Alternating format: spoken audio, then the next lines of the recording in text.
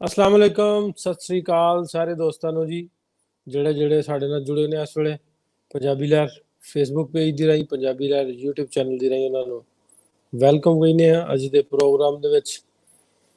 ਸੋ ਕਾਫੀ ਦਿਨਾਂ ਬਾਅਦ ਤੁਹਾਡੇ ਰੂਬਰੂ ਹੋਏ ਆ, ਤੁਹਾਡੇ ਹਾਜ਼ਰ ਹੋਏ ਆ। ਪ੍ਰੋਗਰਾਮ ਜਿਹੜਾ ਕਰੀਦਾ ਸੀ ਡਾਕਟਰ ਦਲਵੀਰ ਪੰਨੂ ਸਾਹਿਬ ਦੀ ਬੁੱਕ ਤੋਂ ਲੈ ਕੇ ਮੁxtਲਿਫ ਟਾਈਮਿੰਗਸ ਉਹਦੀਆਂ ਰੱਖੀਆਂ ਸੀ। ਕੁਛ ਵਿੱਚੋਂ ਈਦ ਦੀਆਂ ਛੁੱਟੀਆਂ ਆ ਗਈਆਂ, ਕੁਛ ਮੇਰੀ ਤਬੀਅਤ ਖਰਾਬ ਹੋ ਗਈ, ਕੁਛ ਡਾਕਟਰ ਸਾਹਿਬ ਦੀ ਨੀਅਤ ਖਰਾਬ ਹੋ ਗਈ ਸੋ ਡਾਕਟਰ ਸਾਹਿਬ ਵੀ ਨਹੀਂ ਆ ਸਕੇ ਕੁਛ ਦਿਨ। ਸੋ ਅੱਜ ਫੇਰ ਤੁਹਾਡੇ ਲਈ ਇੱਕ ਪ੍ਰੋਗਰਾਮ ਲੈ ਕੇ ਹਾਜ਼ਰ ਹਾਂ। ਸੋ ਅੱਜ ਦਾ ਚੈਪਟਰ ਚੰਦੂ ਦੀ ਹਵੇਲੀ, ਜਿੱਥੇ ਗੁਰਦੁਆਰਾ ਲਾਲ ਖੂਹੀ ਵੀ ਆ। ਇਹ ਚੈਪਟਰ ਨੰਬਰ ਹੈ 54, ਸਿੱਖ ਹੈਰੀਟੇਜ ਬਿਯੋਂਡ ਬਾਰਡਰਸ, ਉਸ ਬੁੱਕ ਦਾ ਚੈਪਟਰ ਹੈ। ਸੋ ਇਹਦੇ ਤੇ ਅੱਜ ਦੀ ਆਪਾਂ ਡਿਸਕਸ਼ਨ, ਅੱਜ ਦੀ ਗੱਲਬਾਤ ਆਪਾਂ ਕਰਾਂਗੇ ਡਾਕਟਰ ਸਾਹਿਬ ਨਾਲ। 45 ਮਿੰਟ ਦਾ ਸਾਡਾ ਸੈਸ਼ਨ ਹੋਏਗਾ ਅੱਜ ਦਾ। ਕੋਸ਼ਿਸ਼ ਕਰਾਂਗੇ ਇਹਦੇ 'ਚ ਹੀ ਚੰਦੂ ਦੀ ਹਵੇਲੀ ਵਾਲਾ ਚੈਪਟਰ ਜਿਹੜਾ ਇਹਨੂੰ ਕਵਰ ਕਰਨ ਦੀ।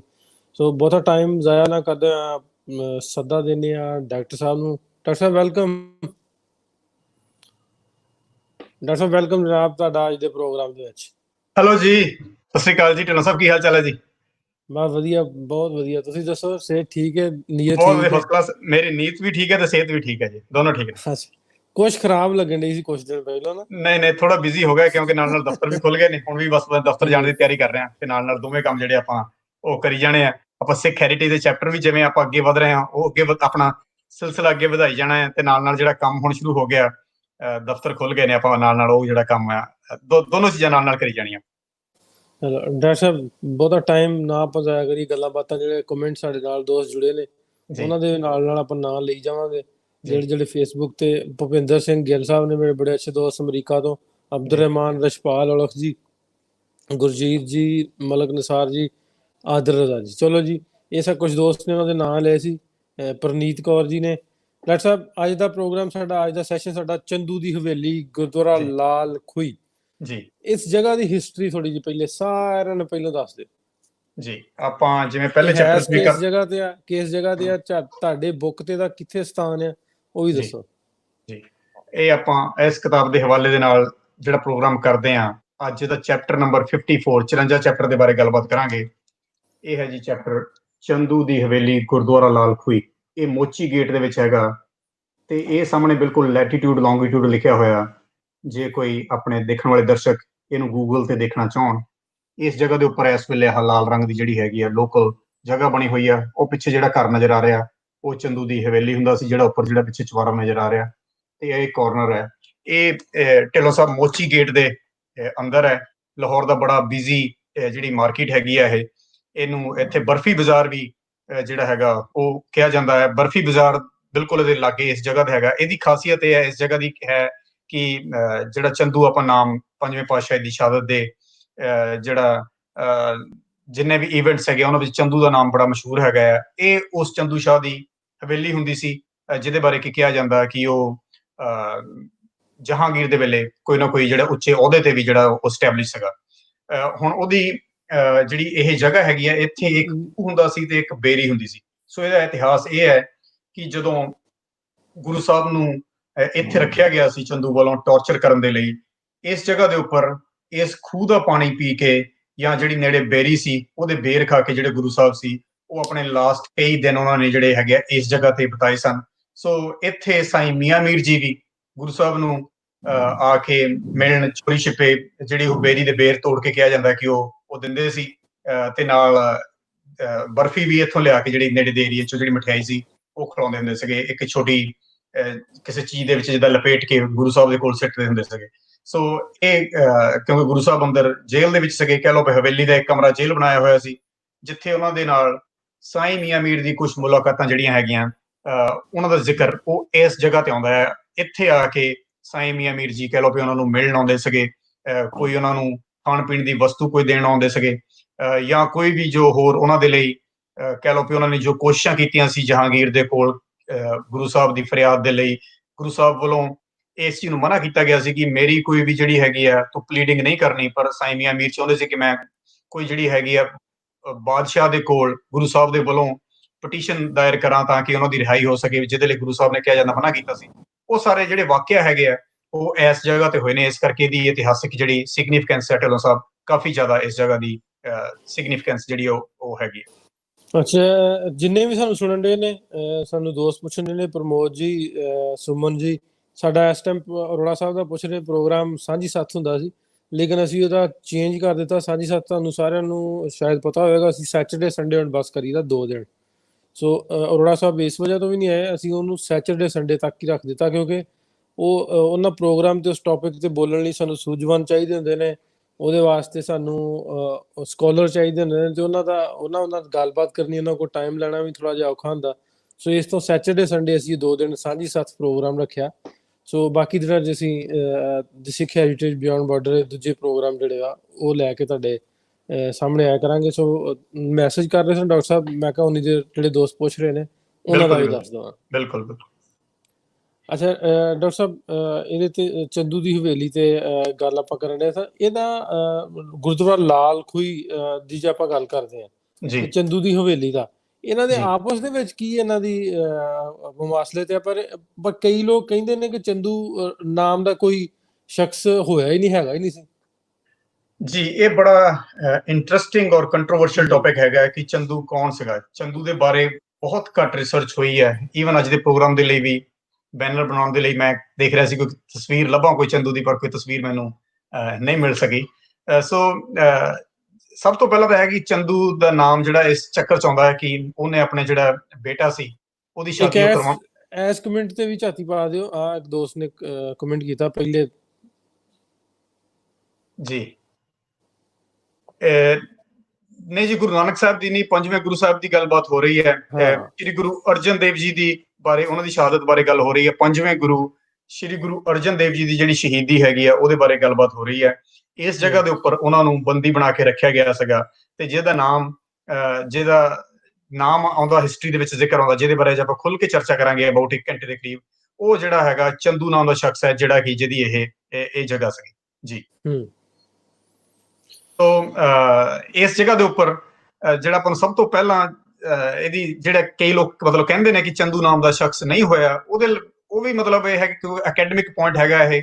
ਆਪਾਂ ਨੂੰ ਉਹਦੇ ਲਈ ਮਤਲਬ ਲੱਭਣਾ ਪੈਂਦਾ ਹੈ ਕਿਤਾਬਾਂ 'ਚ ਕਿ ਮੇਰੇ ਖਿਆਲ ਦੇ ਵਿੱਚ ਚੰਦੂ ਨਾਮ ਦਾ ਸ਼ਖਸ ਹੋਇਆ ਤਾਂ ਹੈ, ਪਰ ਉਹਦਾ ਰੋਲ ਕਿੰਨਾ ਕੁ ਸੀ ਇਹ ਜ਼ਰੂਰ ਸ਼ੱਕੀ ਹੈਗਾ। ਕਿਉਂਕਿ ਕਿਸੇ ਵੀ ਮੁਗਲ ਐਮਪਰਰ ਦੀਆਂ ਜਿੰਨੇ ਵੀ ਆਪਾਂ ਦਸਤਾਵੇਜ਼, ਜਿੰਨੇ ਵੀ ਮੈਂ ਡਾਟਾ ਦੇਖਿਆ ਹੈ, ਉਹਨਾਂ 'ਚ ਕਿਤੇ ਵੀ ਕੋਈ ਹਾਈ ਅਥਾਰਟੀ ਤੇ ਚੰਦੂ ਮੈਨੂੰ ਨਹੀਂ ਮਿਲਿਆ। ਮਤਲਬ ਕੋਈ ਜੇ ਦੀਵਾਨ ਹੁੰਦਾ ਜਾਂ ਜੇ ਕੋਈ ਹਾਇਰ ਅਥਾਰਟੀ ਤੇ ਹੁੰਦਾ ਤਾਂ ਜ਼ਰੂਰ ਹੁਣ ਤੱਕ ਇੰਨੇ ਸਾਲ ਹੋ ਗਏ ਨੇ ਲੋਕਾਂ ਨੂੰ ਰਿਸਰਚ ਕਰਦਿਆਂ ਨੂੰ, ਪੰਜਵੇਂ ਪਾਤਸ਼ਾਹ ਦੀ ਸ਼ਹੀਦੀ ਬਾਰੇ ਬਹੁਤ ਰਿਸਰਚ ਹੋਈ ਹੈ। ਜ਼ਰੂਰ ਕਿਤੋਂ ਨਾ ਕਿਤੋਂ ਇਤਿਹਾਸਕਾਰਾਂ ਨੇ ਚੰਦੂ ਦੀ ਜਿਹੜੀ ਐਂਟਰੀ ਹੈਗੀ ਹੈ ਕਿਸੇ ਨਾ ਕਿਸੇ ਮੁਗਲ ਐਮਪਰਰ ਦੀ, ਜਿਹੜੇ ਉਹਨਾਂ ਦੇ ਆਪਣੇ ਡਾਟਾ ਹੁੰਦੇ ਆ ਜਿਹਨਾਂ 'ਚ ਪਤਾ ਲੱਗ ਜਾਂਦਾ ਵੀ ਕਿੰਨੀ ਤਨਖਾਹ ਦਿੱਤੀ ਜਾਂਦੀ ਸੀ। ਉਹਨਾਂ ਦੇ ਜਿਹੜੇ ਛੋਟੇ ਮੁਲਾਜ਼ਮ ਹੈਗੇ ਆ ਉਹਨਾਂ ਦੀ ਵੀ ਬੜੀ ਡਿਟੇਲ ਮਿਲ ਜਾਂਦੀ ਹੈ। ਦੀਵਾਨ ਤਾਂ ਬਹੁਤ ਵੱਡੀ ਜਿਹੜੀ ਹੈਗੀ ਆ ਉਪਾਧੀ ਹੈਗੀ ਆ। ਸੋ ਆਪਾਂ ਨੂੰ ਨਹੀਂ ਉਹਦਾ ਮੁਗਲ ਮਤਲਬ ਵੀ ਕੋਈ ਐਂਟਰੀ ਨਹੀਂ ਮਿਲੀ, ਨਹੀਂ ਜੀ, ਕੋਈ ਕੋਈ ਮਿਲੀ ਇੱਕ ਪੁਰਾਣੀ ਕਿਤਾਬ ਮੁਗਲ ਕਿਸੇ ਨੇ? ਇਤਿਹਾਸ ਦੇ ਵਿੱਚ ਆਪਾਂ ਨੂੰ ਮੁਗਲ ਸੋਰਸਿਸ ਤੋਂ ਆਪਾਂ ਨੂੰ ਕੋਈ ਐਂਟਰੀ ਚੰਦੂ ਦੇ ਨੇਮ ਦੀ ਜਿਹੜੀ ਆ ਉਹ ਨਹੀਂ ਮਿਲੀ। 1606 ਦੇ ਵਿੱਚ ਗੁਰੂ ਸਾਹਿਬ ਦੀ ਸ਼ਹਾਦਤ ਹੋਈ ਹੈ, ਤੇ ਸਭ ਤੋਂ ਪਹਿਲੀ ਜਿਹੜੀ ਐਂਟਰੀ ਮਿਲਦੀ ਆ ਉਹ ਸਿੱਖ ਇਤਿਹਾਸ, ਸਿੱਖ ਲਿਟਰੇਚਰ ਦੇ ਵਿੱਚ ਜਿਹੜੀ ਹੈਗੀ ਆ ਉਹ ਮਿਲਣੀ ਸ਼ੁਰੂ ਹੁੰਦੀ ਆ। ਸੋ ਜਿਹੜੇ ਕਹਿ ਲਓ ਕਿ ਓਫੀਸ਼ੀਅਲ ਲਿਟਰੇਚਰ ਹੈਗੇ ਆ ਮੁਗਲਸ ਦੇ, ਜਿਹੜੇ ਨਾਲ ਨਾਲ ਚੱਲਦੇ ਸੀ ਗੁਰੂ ਸਾਹਿਬ ਦੀ ਸ਼ਹਾਦਤ ਬਾਰੇ ਕਿ ਕਿਵੇਂ ਹੋਈ, ਗੁਰੂ ਸਾਹਿਬ ਨੇ ਕਿੱਥੇ ਉਹਨਾਂ ਨੂੰ ਕਿਹਦੇ ਕੋਲ ਸਪੁਰਦ ਕੀਤਾ ਗਿਆ, ਉਹ 'ਚ ਮੁਰਤਜ਼ਾ ਖਾਨ ਦਾ ਨਾਮ ਆਉਂਦਾ ਹੈ, ਹੋਰ ਕਈ ਨਾਮ ਆਉਂਦੇ ਨੇ, ਪਰ ਉਹਨਾਂ ਜਿਹੜਾ ਚੰਦੂ ਦਾ ਨੇਮ ਹੈਗਾ ਉਹ ਉਸ ਵੇਲੇ ਦੇ ਜਿਹੜੇ ਕੰਟੈਂਪਰੇਰੀ ਸੋਰਸਿਸ ਹੈਗੇ ਆ ਉਹਨਾਂ ਦੇ ਵਿੱਚ ਜਿਹੜਾ ਹੈਗਾ ਉਹ ਨਹੀਂ ਆਉਂਦਾ। ਅੱਛਾ, ਠੀਕ। ਅੱਛਾ, ਇਹ ਦੱਸਿਓ ਡਾਕਟਰ ਸਾਹਿਬ, ਤੁਸੀਂ ਆਪਾਂ ਗੱਲ ਕਰਨੇ ਹਾਂ ਐਂਟਰੀ ਦੀ, ਜੇ ਤੁਸੀਂ ਰਿਸਰਚ ਕਾਫੀ ਜ਼ਿਆਦਾ ਇਹਦੇ ਤੇ ਕੀਤੀ ਹੈ, ਤੁਸੀਂ ਪੁਰਾਣੀ ਕਿਤਾਬ ਦੀ ਮੈਂ ਅੱਗੇ ਪਹਿਲਾਂ ਗੱਲ ਕਰਨਾ, ਉਹਦੇ ਤੇ ਵੀ ਨਹੀਂ ਐਂਟਰੀ ਮਿਲੀ ਕਿਸੇ ਪੁਰਾਣੀ ਬੁੱਕ 'ਚ, ਜਾਂ ਕਿਸੇ ਵੀ ਹੋਰ ਐਸੀ ਉਸ ਤੋਂ ਬਾਅਦ ਵਾਲੀ ਐਂਟਰੀ ਜਿਹੜੀ ਕਿਸੇ ਵੀ ਲਿਖਾਰੀ ਨੇ ਲਿਖਿਆ ਹੋਵੇ, ਤੁਹਾਨੂੰ ਕੋਲ ਲੱਭੀ ਕਿ ਨਹੀਂ? ਹਾਂਜੀ, ਬਿਲਕੁਲ। ਜਿਹੜੀ ਹੁਣ ਆਪਾਂ ਗੱਲ ਕਰੀ ਹੈ ਤੁਜ਼ਕੇ ਜਹਾਂਗੀਰੀ, ਉਹਦੇ 'ਚ ਨਹੀਂ ਹੈਗੀ। ਜਿਹੜੀ ਸਿੱਖ ਇਤਿਹਾਸ ਦੇ ਬਾਰੇ ਇੱਕ ਹੋਰ, ਮਤਲਬ ਸਿੱਖ ਇਤਿਹਾਸ ਦੇ ਬਾਰੇ ਨਹੀਂ, ਜਨਰਲ ਬੁੱਕ ਹੈਗੀ ਹੈ ਖੁਲਾਸਤ ਤਵਰੀਖ, ਇਹ ਹੈਗੀ ਸੁਜਨ ਰਾਏ ਭੰਡਾਰੀ ਦੀ, 1695 'ਚ ਕਿਤਾਬ ਲਿਖੀ ਗਈ ਹੈ। ਉਹਨੇ ਖੁਸਰੋ ਦਾ ਰਿਬੇਲੀਅਨ, ਖੁਸਰੋ ਦੀ ਬਗਾਵਤ ਬਾਰੇ ਬੜੇ ਡਿਟੇਲ 'ਚ ਲਿਖਿਆ, ਪਰ ਉਹ ਵੀ ਐਂਡ ਤੇ ਜਾ ਕੇ ਰੁਕ ਜਾਂਦਾ, ਪੰਜਵੇਂ ਪਾਤਸ਼ਾਹ ਦੀ ਸ਼ਹਾਦਤ ਬਾਰੇ ਕੋਈ ਗੱਲ ਨਹੀਂ ਕਰਦਾ ਉਹ। ਸੋ ਉਹ ਬਹੁਤ ਵੱਡਾ ਗੈਪ ਹੈਗਾ। ਜਿਹੜੀ ਮੈਨੂੰ ਸਭ ਤੋਂ ਪਹਿਲੀ ਐਂਟਰੀ ਮੈਨੂੰ ਮਿਲੀ ਹੈ ਉਹ ਮੈਨੂੰ ਮਿਲੀ ਹੈ ਜਾ ਕੇ 1708 ਦੇ ਵਿੱਚ, ਜਿਸ 'ਚ ਚੰਦੂ ਦਾ ਨਾਮ ਆਉਂਦਾ ਆ। ਉਹ ਹੈਗੀ ਹੈ ਕਿਤਾਬ ਪਰਚੀਆਂ ਸੇਵਾਦਾਸ।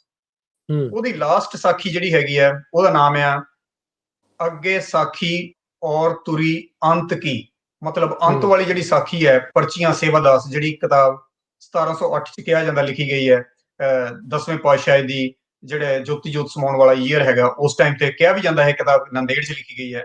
ਉਸ ਕਿਤਾਬ ਦੇ ਵਿੱਚ ਉਹ ਜਿਹੜਾ ਕਿਤਾਬ ਲਿਖਣ ਵਾਲਾ ਹੈ ਉਹ ਲਿਖਦਾ ਹੈ ਕਿ 5ਵੇਂ ਪਾਤਸ਼ਾਹ ਦੇ ਸਮੇਂ ਇੱਕ ਚੰਦੂ ਖੱਤਰੀ ਨਾਮ ਦਾ ਸਾਹੀਆ ਹੋਇਆ, ਸਾਹੀਆ ਉਹਨੇ ਕਾਸਟ ਲਿਖੀ ਹੈ। ਉਹ ਲਿਖਿਆ ਵੀ ਉਹ ਲਾਹੌਰ ਦਾ ਰਹਿਣ ਵਾਲਾ ਸੀ ਤੇ ਜਿਹੜਾ ਬਾਦਸ਼ਾਹ ਸੀ ਉਹਦਾ ਦੀਵਾਨ ਸੀ ਤੇ ਉਹ ਆਪਣੇ ਬੇਟੀ ਦਾ ਵਿਆਹ ਗੁਰੂ ਸਾਹਿਬ ਦੇ ਬੇਟੇ ਦੇ ਨਾਲ ਕਰਨਾ ਚਾਹੁੰਦਾ ਸੀ ਤੇ ਗੁਰੂ ਅਰਜਨ ਦੇਵ ਜੀ ਮਹਾਸ਼ਾਹ ਨੇ ਉਹਦੀ ਜਿਹੜੀ ਸੀ ਪ੍ਰਪੋਜ਼ਲ ਉਹਨੂੰ ਰਿਜੈਕਟ ਕੀਤਾ ਤੇ ਚੰਦੂ ਨੇ ਇਹ ਗੱਲ ਆਪਣੇ ਦਿਲ ਨੂੰ ਲਾ ਲਈ ਤੇ ਉਹਨੇ ਜਹਾਂਗੀਰ ਦੇ ਕੋਲ ਚੁਗਲੀਆਂ ਕੀਤੀਆਂ, ਜਿਹਦੇ ਕਰਕੇ ਕਿ 5ਵੇਂ ਪਾਤਸ਼ਾਹ ਦਾ ਜਿਹੜਾ ਸੀ ਉਹ ਟੌਰਚਰ ਤੇ ਜਿਹੜਾ ਉਹਨਾਂ ਨਾਲ ਜਿਹੜਾ ਸੀ ਜੋ ਵੀ ਉਹਨਾਂ ਦੇ ਤਸੀਹੇ ਦਿੱਤੇ ਗਏ ਉਹਦਾ ਇਹ ਕਾਰਨ ਸੀ। ਸੋ ਇਹ ਪਹਿਲੀ ਐਂਟਰੀ ਮੈਨੂੰ ਜਿਹੜੀ ਹੈਗੀ ਆ ਪਰਚੀਆਂ ਸੇਵਾਦਾਸ ਜਿਹੜੀ ਪੁਰਾਣੀ ਕਿਤਾਬ ਆ ਉਹਦੇ ਵਿੱਚੋਂ ਜਾ ਕੇ ਮਿਲੀ। ਹਾਂਜੀ, ਇਹਦੇ ਇਸ ਕਿਤਾਬ ਦਾ ਥੋੜਾ ਜਿਹਾ ਡਿਟੇਲ ਨਾਲ ਥੋੜਾ ਜਿਹਾ ਦੱਸਿਓ।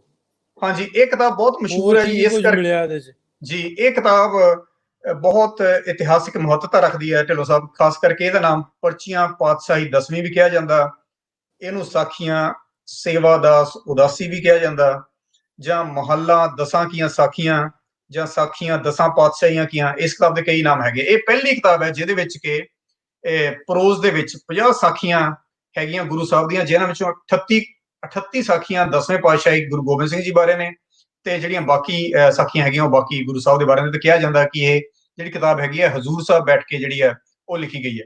ਸੋ ਹੁਣ ਇਹਦੇ ਜਿਹੜੇ ਆਥਰ ਸੇਵਾਦਾਸ ਨੇ ਉਹ ਉਦਾਸੀ ਸੈਕਟ ਨਾਲ ਬਿਲੋਂਗ ਕਰਦੇ ਸੀਗੇ ਗੁਰੂ ਗੋਬਿੰਦ ਸਿੰਘ ਜੀ ਦੇ ਪਾਤਸ਼ਾਹ ਦੇ ਵੇਲੇ, ਤੇ ਇਹ ਕਿਤਾਬ ਇਸ ਵੇਲੇ ਖਾਲਸਾ ਕਾਲਜ ਅੰਮ੍ਰਿਤਸਰ ਜਿਹੜੀ ਹੈਗੀ ਆ ਉਹ ਪਈ ਹੈ ਤੇ ਭਾਸ਼ਾ ਵਿਭਾਗ ਪਟਿਆਲਾ ਨੇ ਇਹਦੀ ਪਬਲੀਕੇਸ਼ਨ ਜਿਹੜੀ ਪਹਿਲੀ ਵਾਰੀ 1961 ਦੇ ਵਿੱਚ ਜਿਹੜੀ ਕਰਵਾਈ ਸੀ। ਇਹਦੀ ਕਿਤਾਬ ਦੀ ਸਭ ਤੋਂ ਵੱਡੀ ਖਾਸੀਅਤ ਢਿੱਲੋਂ ਸਾਹਿਬ ਇਹ ਹੈਗੀ ਆ ਕਿ ਇਹ ਕਿਤਾਬ ਇਹਦੇ ਵਿੱਚ ਜ਼ਫਰਨਾਮੇ ਦਾ ਥੋੜਾ ਜਿਹਾ ਜ਼ਿਕਰ ਹੋਣ ਤੋਂ ਬਾਅਦ ਉਸ ਤੋਂ ਬਾਅਦ ਇਸ ਕਿਤਾਬ ਦੇ ਵਿੱਚ ਇਹ ਲਿਖਿਆ ਗਿਆ ਕਿ ਜਿਹੜਾ ਭਾਈ ਦਇਆ ਸਿੰਘ ਹੈ ਉਹ ਜ਼ਫਰਨਾਮਾ ਲੈ ਕੇ ਗੁਰੂ ਗੋਬਿੰਦ ਸਿੰਘ ਜੀ ਦੇ ਕੋਲ ਜੀ ਵੱਲੋਂ ਔਰੰਗਜ਼ੇਬ ਕੋਲ ਪਹੁੰਚਿਆ ਸੀ ਤੇ ਉਹਨੇ ਕਿਹਾ ਸੀ ਕਿ ਹੁਣ ਜਿਹੜਾ ਖਾਲਸਾ ਹੈਗਾ ਉਹਦਾ ਜਨਮ ਹੋ ਚੁੱਕਾ ਹੈ। ਤੇ ਉਹਨੇ ਵੀ ਔਰੰਗਜ਼ੇਬ ਨੂੰ ਇਹ ਕਿਹਾ ਸੀ ਕਿ ਇਹ ਜਿਹੜੀ ਇਸ ਸਾਖੀ ਦੇ ਮੁਤਾਬਕ ਕਿ ਹੁਣ ਜਿਹੜਾ ਖਾਲਸਾ ਹੈ ਉਹ ਹੁਣ ਤੈਨੂੰ ਜਿਹੜੀ ਹੈਗੀ ਆ ਉਹ ਸਜ਼ਾ ਦਊਗਾ। ਸੋ ਇਸ ਕਿਤਾਬ ਨੂੰ ਆਪਾਂ ਕਹਿ ਲਓ ਵੀ ਆਥੈਂਟਿਕ ਮੰਨਦੇ ਆ। ਇਹਦੇ ਵਿੱਚ ਕਈ ਡਾਟਾ ਇਹੋ ਜਿਹਾ ਗੁਰੂ ਸਾਹਿਬ ਦੀ ਜਿਹੜੀ ਬਹਾਦਰ ਸ਼ਾਹ ਸੀਗਾ ਜੋ ਔਰੰਗਜ਼ੇਬ ਦਾ ਬੇਟਾ, ਉਹਦੇ ਨਾਲ ਵਧੀਆ ਸੰਬੰਧ ਹੋ ਗਿਆ ਸੀ, ਉਹਦਾ ਵੀ ਜ਼ਿਕਰ ਇਸ ਕਿਤਾਬ ਦੇ ਵਿੱਚ ਜਿਹੜਾ ਇਹ ਮਿਲਦਾ ਹੈ। ਤੇ ਈਵਨ ਇਹਦੇ ਵਿੱਚ ਰਹਿਤਨਾਮਾ ਪ੍ਰਹਿਲਾਦ ਸਿੰਘ ਉਹ ਵੀ ਇਸ ਕਿਤਾਬ ਦੇ ਵਿੱਚੋਂ ਹੀ ਜਿਹੜਾ ਇਹਦੇ ਵਿੱਚ ਜਿਹੜੀ ਉਹਦੀ ਐਂਟਰੀ ਹੈਗੀ ਆ ਕੁਝ ਉਹਨਾਂ ਨੇ ਜਿੱਦਾਂ ਰੀਪਰੋਡਿਊਸ ਕਰਕੇ ਇਸ ਕਿਤਾਬ ਦੇ ਵਿੱਚ ਜਿਹੜਾ ਹੈਗਾ ਉਹ ਲਿਖਿਆ ਹੋਇਆ। ਰਹਿਤ ਮਰਿਆਦਾ ਵੀ ਜਿਹੜੀ ਹੈਗੀ ਲੋਕੀ ਇਸ ਕਿਤਾਬ ਚੋਂ ਯੂਟਿਲਾਈਜ਼ ਕਰਦੇ ਆ। ਸੋ ਪਰਚੀਆਂ ਸੇਵਾਦਾਸ ਇਹ ਕਿਤਾਬ ਹੈ ਜਿਹੜੀ ਕਿ ਮੈਨੂੰ ਫਸਟ ਐਂਟਰੀ ਕਹਿ ਲਓ ਵੀ ਇਸ ਜਗ੍ਹਾ ਦੀ ਮਿਲੀ ਹੈ, ਜਿਹਨੇ ਕਿ ਚੰਦੂ ਦਾ ਐਟਲੀਸਟ ਨਾਮ ਜਿਹੜਾ ਹੈਗਾ ਜਿਹਦੇ ਚ ਆਇਆ। ਮਤਲਬ so I would consider this quite important book ਜਿਹਦੇ ਚ ਆਪਾਂ ਨੂੰ ਚੰਦੂ ਦੇ ਨੇਮ ਦੀ ਜਿਹੜੀ ਐਂਟਰੀ ਹੈਗੀ ਆ ਉਹ ਆਪਾਂ ਨੂੰ we can get the entry ਨੇ। ਡਾਕਟਰ ਸਾਹਿਬ ਇਹ ਤੇ ਵੈਸੇ ਗੁਰੂ ਸਾਹਿਬ ਦੀ ਸ਼ਹੀਦੀ ਤੋਂ 100 ਸਾਲ ਪੁਰਾਣੀ ਐਂਟਰੀ, ਇਹਦੇ ਦੌਰਾਨ ਕੋਈ ਲਿਟਰੇਚਰ ਕਿਸੇ ਲਿਟਰੇਚਰ ਵਿੱਚ ਵੀ ਨਾਂ ਨਹੀਂ ਆਇਆ ਚੰਦੂ ਦਾ, ਆਇਆ ਕਿਸੇ ਦੇ ਵਿੱਚ? ਹਾਂਜੀ, ਇਹ ਇੱਕ ਬੜਾ ਸੰਜੀਦਾ ਕੁਐਸਚਨ ਹੈ ਔਰ ਬੜਾ ਸੈਂਸਿਟਿਵ ਟੌਪਿਕ ਹੈ ਕਿ ਇਹ ਕਿਤਾਬ 1708 ਚ ਲਿਖੀ ਗਈ ਹੈ, ਗੁਰੂ ਸਾਹਿਬ ਦੀ ਸ਼ਹੀਦੀ ਹੋਈ ਹੈ 1606। ਉਸ ਦੇ ਵਿਚਕਾਰ ਦੌਰਾਨ ਜਿੰਨਾ ਵੀ ਲਿਟਰੇਚਰ ਲਿਖਿਆ ਗਿਆ ਉਹਦੇ ਵਿੱਚ ਕਿਤੇ ਵੀ ਚੰਦੂ ਦਾ ਨੇਮ ਰਿਟਨ ਲਿਟਰੇਚਰ ਦੇ ਵਿੱਚ ਨਹੀਂ ਆਇਆ ਹੈ। ਈਵਨ ਇਹ ਕਿਤਾਬ ਵੀ ਕਈ ਲੋਕ ਕਹਿੰਦੇ ਨੇ ਕਿ 1708 ਚ ਨਹੀਂ ਬਾਅਦ ਚ ਲਿਖੀ ਗਈ ਹੈ, ਇਹਦਾ ਨਾਮ ਡੇਟ ਚੇਂਜ ਕੀਤਾ ਗਿਆ। ਪਰ ਐਨੀਵੇਜ਼ ਚਲੋ ਆਪਾਂ 1708 ਵੀ ਮੰਨ ਕੇ ਚੱਲੀਏ ਤਾਂ ਵੀ ਜਿਹੜਾ ਗੈਪ ਹੈਗਾ ਬਹੁਤ ਜ਼ਿਆਦਾ ਹੈ। ਖਾਸ ਕਰਕੇ 10ਵੇਂ ਪਾਤਸ਼ਾਹੀ ਦੇ ਵੇਲੇ ਬਹੁਤ ਜਿੱਦਾਂ ਕਹਿ ਲਓ ਵੀ ਉੱਥੇ ਕਵੀ ਹੁੰਦੇ ਸੀਗੇ ਗੁਰੂ ਸਾਹਿਬ, ਲਿਟਰੇਚਰ ਦੇ ਵਿੱਚ ਕਾਫੀ ਉਹਨਾਂ ਦਾ ਜਿਹੜਾ ਹੈਗਾ ਯੋਗਦਾਨ ਉਹਨਾਂ ਕਵੀਆਂ ਦਾ ਹੈਗਾ। ਬਹੁਤ ਟ੍ਰਾਂਸਲੇਸ਼ਨਸ ਪੁਰਾਣੇ ਜਿਹੜੇ ਵੇਦ ਜਾਂ ਜਿਹੜੇ ਹੋਰ ਲਿਟਰੇਚਰ ਜਿੱਦਾਂ ਮਹਾਭਾਰਤ ਵਗੈਰਾ ਹੈਗਾ, ਇਦਾਂ ਦੀਆਂ ਜਿਹੜੀਆਂ ਔਖੀਆਂ ਟ੍ਰਾਂਸਲੇਸ਼ਨ ਸੰਸਕ੍ਰਿਤ ਤੋਂ ਜਿਹੜੀਆਂ ਆਪਣੀਆਂ ਜਿਹੜੀਆਂ ਹਿੰਦੀ ਚ ਦੇਵਨਾਗਰੀ ਵਗੈਰਾ ਚ ਜਿਹੜੀ ਔਖੀਆਂ ਟ੍ਰਾਂਸਲੇਸ਼ਨਸ ਹੈਗੀਆਂ ਉਹ ਵੀ 10ਵੇਂ ਪਾਤਸ਼ਾਹੀ ਦੇ ਵੇਲੇ ਜਿਹੜੀਆਂ ਹੈਗੀਆਂ ਕਰਵਾਈਆਂ ਗਈਆਂ।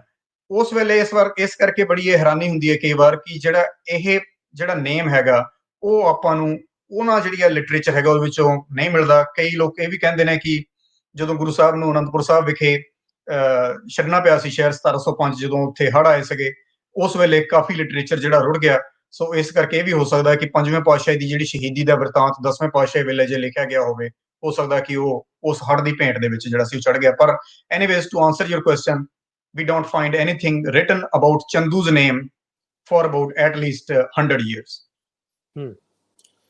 ਅੱਛਾ, ਇਹਦੇ ਤੋਂ ਬਾਅਦ ਜੀ ਆਪਾਂ ਗੱਲ ਕਰੀਏ ਡਾਕਟਰ ਸਾਹਿਬ, ਮੇਰਾ ਥੋੜਾ ਜਿਹਾ ਸਿਸਟਮ ਦਾ ਵੀ ਕੋਈ ਪ੍ਰੋਬਲਮ, ਮੈਨੂੰ ਫਿਕਸ ਹੋਣੀ ਦੇਰ ਕਰ ਲਵਾਂ ਜੀ। ਅੱਛਾ, ਇਸ ਬੁੱਕ ਤੋਂ ਬਾਅਦ ਐਂਟਰੀ ਕਿੱਥੇ ਮਿਲੀ ਤੁਹਾਨੂੰ, ਕਿਸ ਕਿਤਾਬ ਵਿੱਚ ਮਿਲੀ ਜੀ?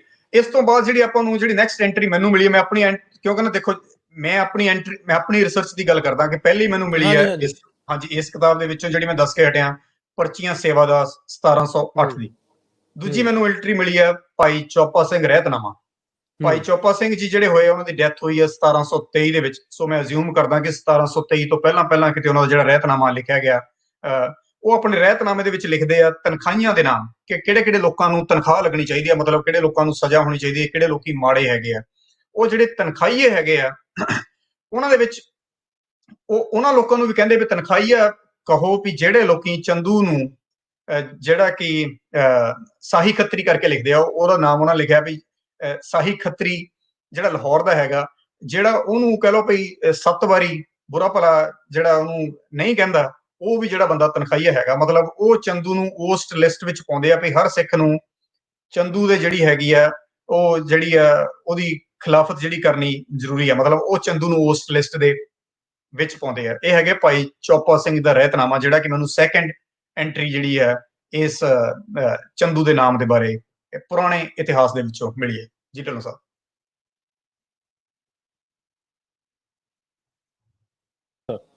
ਇਸ ਤੋਂ ਬਾਅਦ ਡਾਕਟਰ ਸਾਹਿਬ ਮੈਂ ਥੋੜਾ ਨਾਲ ਦੱਸਦਾ ਜਾਵਾਂ, ਮੇਰਾ ਕੰਪਿਊਟਰ ਦਾ ਵੀ ਕੋਈ ਮਸਲਾ ਅੱਜ ਬਣਨ ਡਿਆ।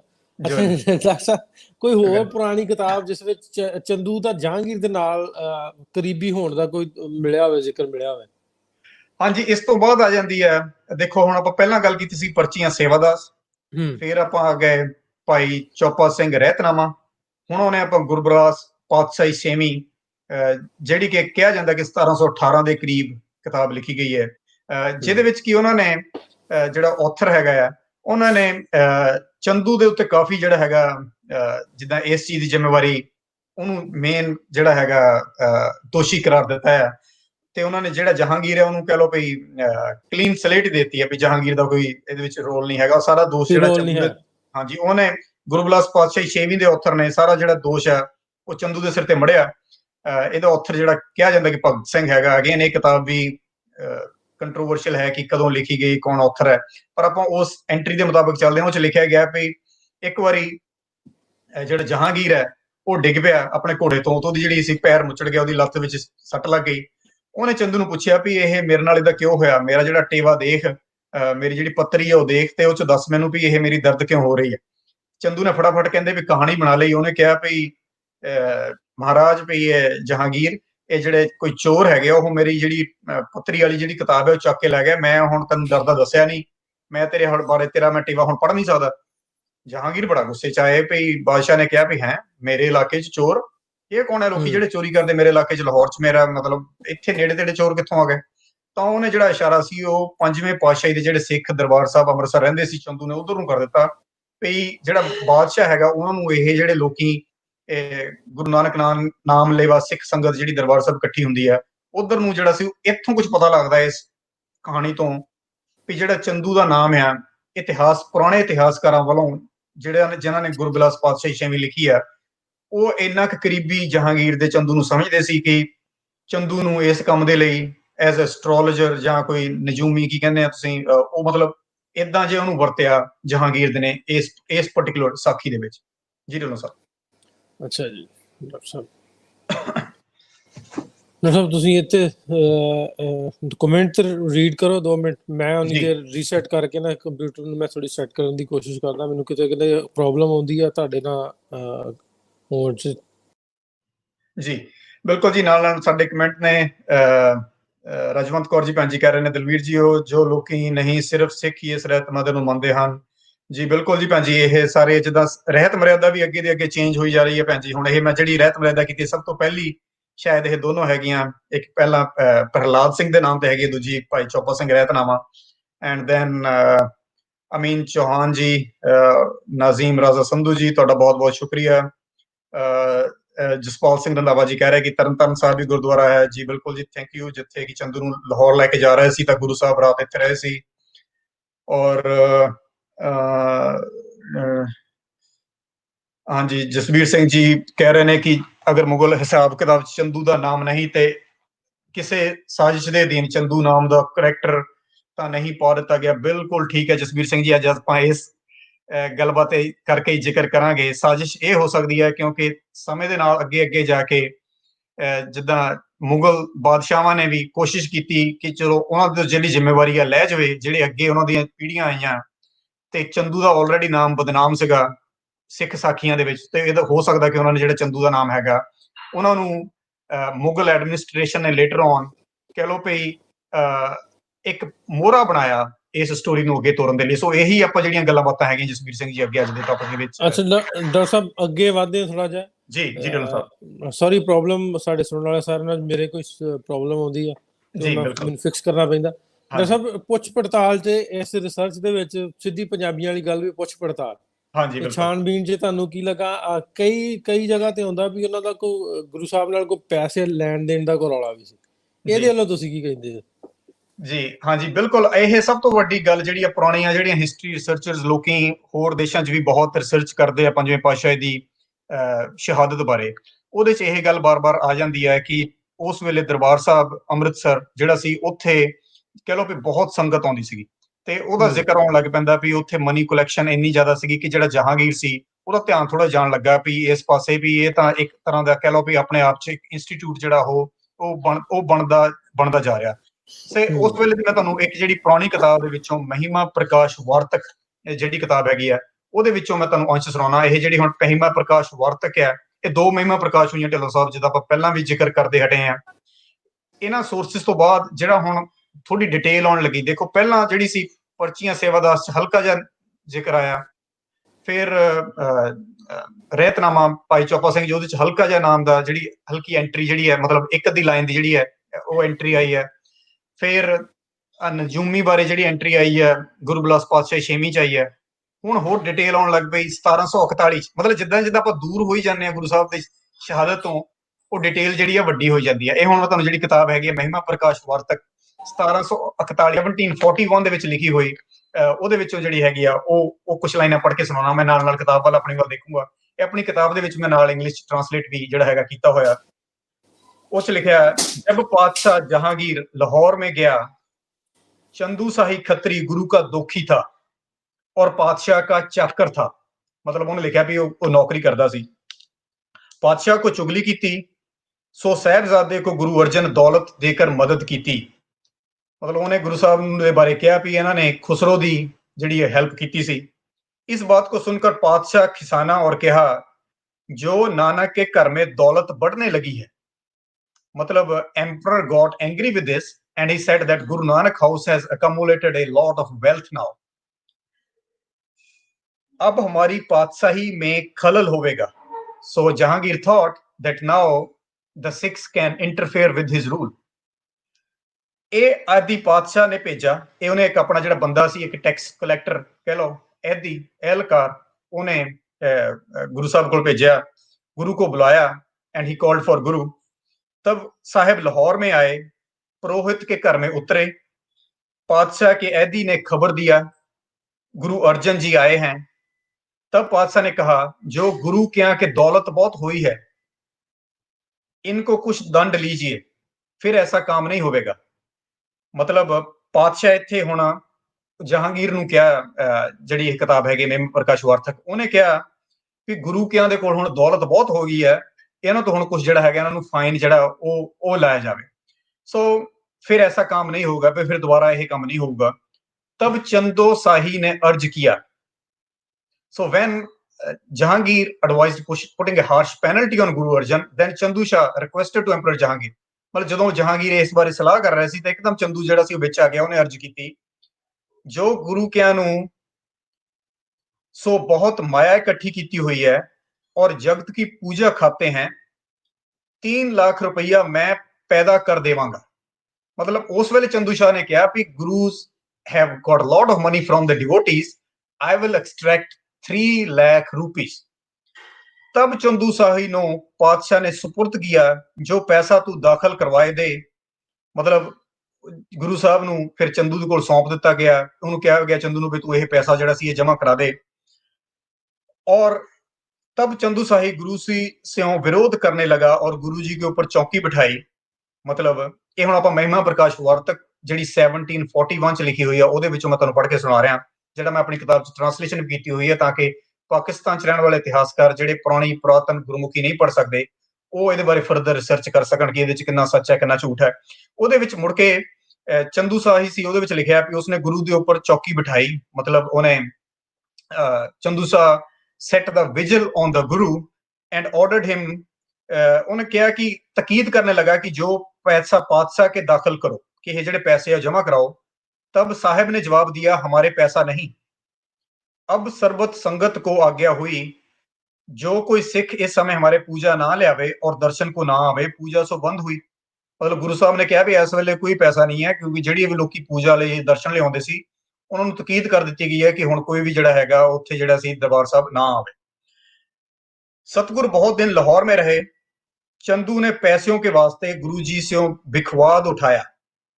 ਤੇ ਮਤਲਬ ਉਹਨੇ ਜਿਹੜਾ ਗੁਰੂ ਸਾਹਿਬ ਦੇ ਨਾਲ ਸੀ ਜਿਹੜਾ ਫੜਪਾਈ ਰੱਖਿਆ ਚੰਦੂ ਨੇ ਵੀ ਜਿਹੜੇ ਪੈਸੇ ਸੀ ਉਹ ਮੈਨੂੰ ਲੈ ਕੇ ਦਿੱਤੇ ਜਾਣ, ਵੀ ਮੈਂ ਮਹਾਰਾਜ ਜਿਹੜਾ ਆਪਣਾ ਪਾਤਸ਼ਾਹ ਜਹਾਂਗੀਰ ਹੈਗਾ ਉਹਦੇ ਨਾਲ ਹੁਣ ਇਹ ਪੈਸਿਆਂ ਦੀ ਜਿਹੜੀ ਹੈਗੀ ਗੱਲ ਮੁਕਾਈ ਹੋਈ ਹੈ। ਇੱਕ ਦਿਨ ਸਾਹਿਬ ਨੇ ਪੰਜਵੇਂ ਪਾਤਸ਼ਾਹੀ ਗੁਰੂ ਅਰਜਨ ਦੇਵ ਜੀ महाराज ਨੂੰ ਮਹਿਮਾ ਪ੍ਰਕਾਸ਼ ਵਾਰਤਕ ਵਾਲਾ ਲਿਖ ਰਿਹਾ। एक दिन साहिब ने अर्थमल श्री बाबा मोरी जी का बेटा था, गुरु अमरदास जी का पोता, तिनको गोविंदवाल से सद भेजा। फिर भी एक दिन one day Guru ji called for Guru Amardas grandson and Baba Mori son Arthmal from Goindwal. ये हुण सिख करैक्टर्स कुछ जिहड़े हैगे सिख हिस्ट्री जो नाम जिहड़े लोग सिख इतिहास पढ़ते हैं उन्होंने पता नहीं तीजे पातशाही दी फैमिली दे विचों जिहड़े हैगे फैमिली जो उन्हां दे नाम हैगे आ। सो जिहड़े अर्थमल जी सी उन्हां दे विचों अर्थमल साहिब के पास आए। तब गुरु ने आज्ञा की थी। देन गुरु जी सेड, जो भाई इस खत्री ने तुर्क नो मिलकर बिखाग उठाया है, ताते अब असी शरीर का त्याग करांगे। फिर मतलब दिस खत्री, मतलब वो चंदू वाला इशारा करके कह रहे हैं according to Mahima Prakash Vartak, has collaborated with the Turks and has started the quarrel. ते मतलब हुण ये जिहड़ा झगड़ा साडे नाल शुरू कीता है। और फिर जिहड़ा अर्थमल सी ਉਹਨੇ ਗੁਰੂ ਸਾਹਿਬ ਨੂੰ ਕਿਹਾ ਵੀ ਸਾਨੂੰ ਵੀ ਆਪਣੇ ਨਾਲ ਲੈ ਜਾਓ, ਅਸੀਂ ਵੀ ਆਪਣਾ ਸਰੀਰ ਤਿਆਗਾਂਗੇ। ਤਾਂ ਗੁਰੂ ਸਾਹਿਬ ਨੇ ਕਿਹਾ ਤੁਸੀਂ 40 ਦਿਨ ਸਾਡੇ ਪਿੱਛੋਂ ਸਰੀਰ ਦਾ ਤਿਆਗ ਕਰਨਾ। ਇਸਕੇ ਬਾਅਦ ਬਾਬਾ ਅਰਥਮਲ ਜੀ ਕੋ ਵਿਦਿਆ ਕੀਤਾ। ਸੋ ਹੁਣ ਮੈਂ ਤੁਹਾਨੂੰ ਬਹੁਤ ਡਿਟੇਲ ਸੁਣਾਈ ਹੈ ਵੀ ਉਹ ਕਿਸ ਤਰ੍ਹਾਂ ਜਿਹੜੀ ਮਹਿਮਾ ਪ੍ਰਕਾਸ਼ ਵਾਰਤਕ ਵਾਲਾ ਜਿਹੜਾ ਹੈਗਾ ਉਹ ਚੰਦੂ ਨੂੰ ਇਸ ਸਕੀਮ ਦੇ ਵਿੱਚ ਇਨਕਲੂਡ ਕਰਦਾ ਹੈ ਔਰ ਪੂਰਾ ਜਿਹੜਾ ਸੀਨ ਹੈਗਾ ਉਹਨੇ ਡਿਸਕ੍ਰਾਈਬ ਕੀਤਾ ਹੈ। ਪਰ ਇਹ ਜਿਹੜੀ ਗੱਲ ਹੈ ਆਪਾਂ ਤਾਂ ਹੀ ਚੈਪਟਰ ਹੌਲੀ ਹੌਲੀ ਬਿਲਡ ਕੀਤਾ ਕਿ 1606 ਤੋਂ ਬਾਅਦ ਹੁਣ 1741 ਦੇ ਵਿੱਚ ਅਬਾਊਟ ਕਹਿ ਲਓ ਵੀ 135 ਸਾਲ ਦੇ ਕਰੀਬ ਬਾਅਦ ਦੀ ਜਿਹੜੀ ਹੈਗੀ ਐਂਟਰੀ ਇੰਨੀ ਡਿਟੇਲ ਆਪਾਂ ਨੂੰ ਮਿਲੀ ਹੈ। ਜੀ ਢਿੱਲੋਂ ਸਾਹਿਬ ਜੀ ਐਂਟਰੀ ਡਿਟੇਲ ਦੀ ਗੱਲ ਹੋ ਰਹੀ ਸੀ ਜੀ ਬਿਲਕੁਲ। ਅੱਛਾ ਇਹਦੇ ਤੇ ਇਹਦਾ ਫਿਰ ਚੰਦੂ ਦਾ ਨਾਂ ਕਿਵੇਂ ਇੰਨਾ ਨਿਕਲਿਆ, ਫੇਮਸ ਕਿਵੇਂ ਹੋ ਗਿਆ, ਇਹਨੇ ਕੀ ਐਸਾ ਕੀਤਾ? ओके सो लेट्स सी ਜਿਹੜੀ ਇਹ ਕਿਤਾਬ ਜ਼ਿਆਦਾ ਮਸ਼ਹੂਰ ਹੋਈ ਹੈ ਇਹਦੇ ਵਿੱਚ ਇਹ ਕਿਹਾ ਜਾਂਦਾ ਵੀ ਸਭ ਤੋਂ ਜ਼ਿਆਦਾ ਮਸ਼ਹੂਰ ਇਹਨੂੰ ਕੀਤਾ ਹੈ ਮਹਿਮਾ ਪ੍ਰਕਾਸ਼ ਕਵਿਤਾ ਨੇ। ਮਹਿਮਾ ਪ੍ਰਕਾਸ਼ ਦੋ ਹੋਈਆਂ ਜਿਹਦੇ ਵਿੱਚ ਇੱਕ ਤੋਂ ਮੈਂ ਬੜੀ ਡਿਟੇਲ ਤੁਹਾਨੂੰ ਹੁਣੇ ਪਹਿਲਾਂ ਦੱਸ ਕੇ ਹਟਿਆ। ਮਹਿਮਾ ਪ੍ਰਕਾਸ਼ ਵਾਰਤਕ 1741 ਚ ਲਿਖੀ ਗਈ ਹੈ। ਜਿਹੜੀ ਅਸਲੀ ਮਸ਼ਹੂਰ ਮਹਿਮਾ ਪ੍ਰਕਾਸ਼ ਹੋਈ ਹੈ ਸਰੂਪ ਦਾਸ ਭੱਲਾ ਜੀ ਵਾਲੀ, ਉਹ ਲਿਖੀ ਗਈ ਹੈ 1776। ਉਹ ਕਵਿਤਾ ਦੇ ਰੂਪ ਵਿੱਚ ਲਿਖੀ ਗਈ ਹੈ। ਉਹਨੇ ਵੀ ਐਕਚੁਅਲੀ ਜਿਹੜੀ ਮਹਿਮਾ ਪ੍ਰਕਾਸ਼ ਵਾਰਤਕ ਦੀਆਂ ਕਈ ਸਾਖੀਆਂ ਸੀਗੀਆਂ ਜਿਹੜੀਆਂ ਡਿਸਕ੍ਰਿਪਸ਼ਨ ਸੀ ਉਹਨਾਂ ਨੂੰ ਕਵਿਤਾ ਦੇ ਰੂਪ ਵਿੱਚ ਕਾਫੀ ਕਨਵਰਟ ਕੀਤਾ। ਉਹਨੇ ਵੀ ਜਿਹੜਾ ਸੀ ਪ੍ਰਿਥੀ ਚੰਦ ਉਹਨੂੰ ਵੀ ਕਲੀਨ ਸਲੇਟ ਦੇ ਦਿੱਤੀ ਤੇ ਈਵਨ ਜਹਾਂਗੀਰ ਨੂੰ ਵੀ, ਤੇ ਜਿਹੜਾ ਸਾਰਾ ਦੋਸ਼ ਸੀ ਉਹ ਚੰਦੂ ਦੇ ਨਾਮ ਤੇ ਕਰਤਾ। ਪਰ ਉਹ ਕਵਿਤਾ ਇੰਨੀ ਮਸ਼ਹੂਰ ਹੋਈ, ਮਹਿਮਾ ਪ੍ਰਕਾਸ਼ ਕਵਿਤਾ ਇੰਨੀ ਫੇਮਸ ਹੈ ਕਿ ਉਹ ਘਰੋਂ ਘਰ ਹਰ ਸਿੱਖ ਦੇ ਘਰ ਜਿਹੜਾ ਚੰਦੂ ਦਾ ਨਾਮ ਸੀ ਉਹ ਪਹੁੰਚ ਗਿਆ ਸਰੂਪ ਦਾਸ ਭੱਲਾ ਦੀ ਮਹਿਮਾ ਪ੍ਰਕਾਸ਼ ਕਵਿਤਾ ਤੋਂ ਬਾਅਦ। So that make him really notorious. ਉਸ ਤੋਂ ਬਾਅਦ ਜਿਹੜਾ ਚੰਦੂ ਦਾ ਨਾਮ ਸੀ ਉਹ ਕਹਿ ਲਓ ਵੀ ਮਹਾਰਾਜ ਦੀ ਜਿਹੜੀ ਸ਼ਹਾਦਤ ਦੀ ਜਦੋਂ ਵੀ ਵਿਸਾਖੀ ਪੜ੍ਹੀ ਜਾਂਦੀ ਹੈ ਉਹ ਅੱਗੇ ਦੀ ਅੱਗੇ ਢਾਡੀ ਜਥੇ ਜਾਂ ਕਿਤੇ ਵੀ ਕਦੇ ਅੱਗੇ ਦੇ ਅੱਗੇ ਉਹ ਨਾਮ ਜਿਹੜਾ ਸੀ ਪ੍ਰੋਪੇਗੇਟ ਹੋਣ ਲੱਗ ਪਿਆ ਚੰਦੂ। ਅੱਛਾ ਡਾਕਟਰ ਸਾਹਿਬ, ਹੁਣ ਮੌਜੂਦਾ ਦੀ ਗੱਲ ਕਰੀਏ, ਜਿਹੜੇ ਰੀਸੈਂਟਲੀ ਜਿਨ੍ਹਾਂ ਨੇ ਰਿਸਰਚ ਕੀਤੀ ਆ, ਹਿਸਟਰੀ ਲਿਖਣ ਵਾਲੇ ਤਾਰੀਖਦਾਨ, ਉਹਨਾਂ ਚੋਂ ਜੀ ਕਿਸੇ ਨੇ ਨਵੀਂ ਰਿਸਰਚ ਦੇ ਵਿੱਚ ਵੀ ਕੁਝ ਲਿਖਿਆ ਇਹਨਾਂ ਬਾਰੇ?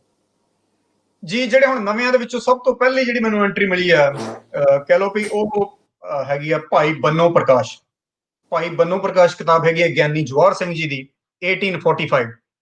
ਹੁਣ ਆਪਾਂ ਗਏ ਆ ਗੁਰੂ ਸਾਹਿਬ ਦੀ ਸ਼ਹਾਦਤ ਤੋਂ ਅਬਾਊਟ 240 ਸਾਲ ਦੇ ਕਰੀਬ, 240 ਸਾਲ ਦਾ ਗੈਪ ਪੈ ਗਿਆ। ਉਹਦੇ ਵਿੱਚ ਗਿਆਨੀ ਜਵਾਹਰ ਸਿੰਘ ਜੀ ਮਾਡਰਨ ਦੇ ਵਿੱਚੋਂ ਮੈਂ ਕਹੂੰਗਾ ਵੀ ਪਹਿਲਿਆਂ ਚੋਂ ਜਿਹੜੇ ਹੁਣ ਮਾਡਰਨ ਇਤਿਹਾਸਕਾਰ, ਨਵੇਂ ਇਤਿਹਾਸਕਾਰ ਹੈਗੇ, ਇਹਨਾਂ ਚੋਂ ਸਭ ਤੋਂ ਪੁਰਾਣੀ ਐਂਟਰੀ ਮੈਨੂੰ ਇਹ ਗਿਆਨੀ ਜਵਾਹਰ ਸਿੰਘ ਜੀ ਦੀ ਮਿਲੀ ਹੈ। ਕਿਤਾਬ ਦਾ ਨਾਮ ਹੈਗਾ ਭਾਈ ਬੰਨੋ ਪ੍ਰਕਾਸ਼।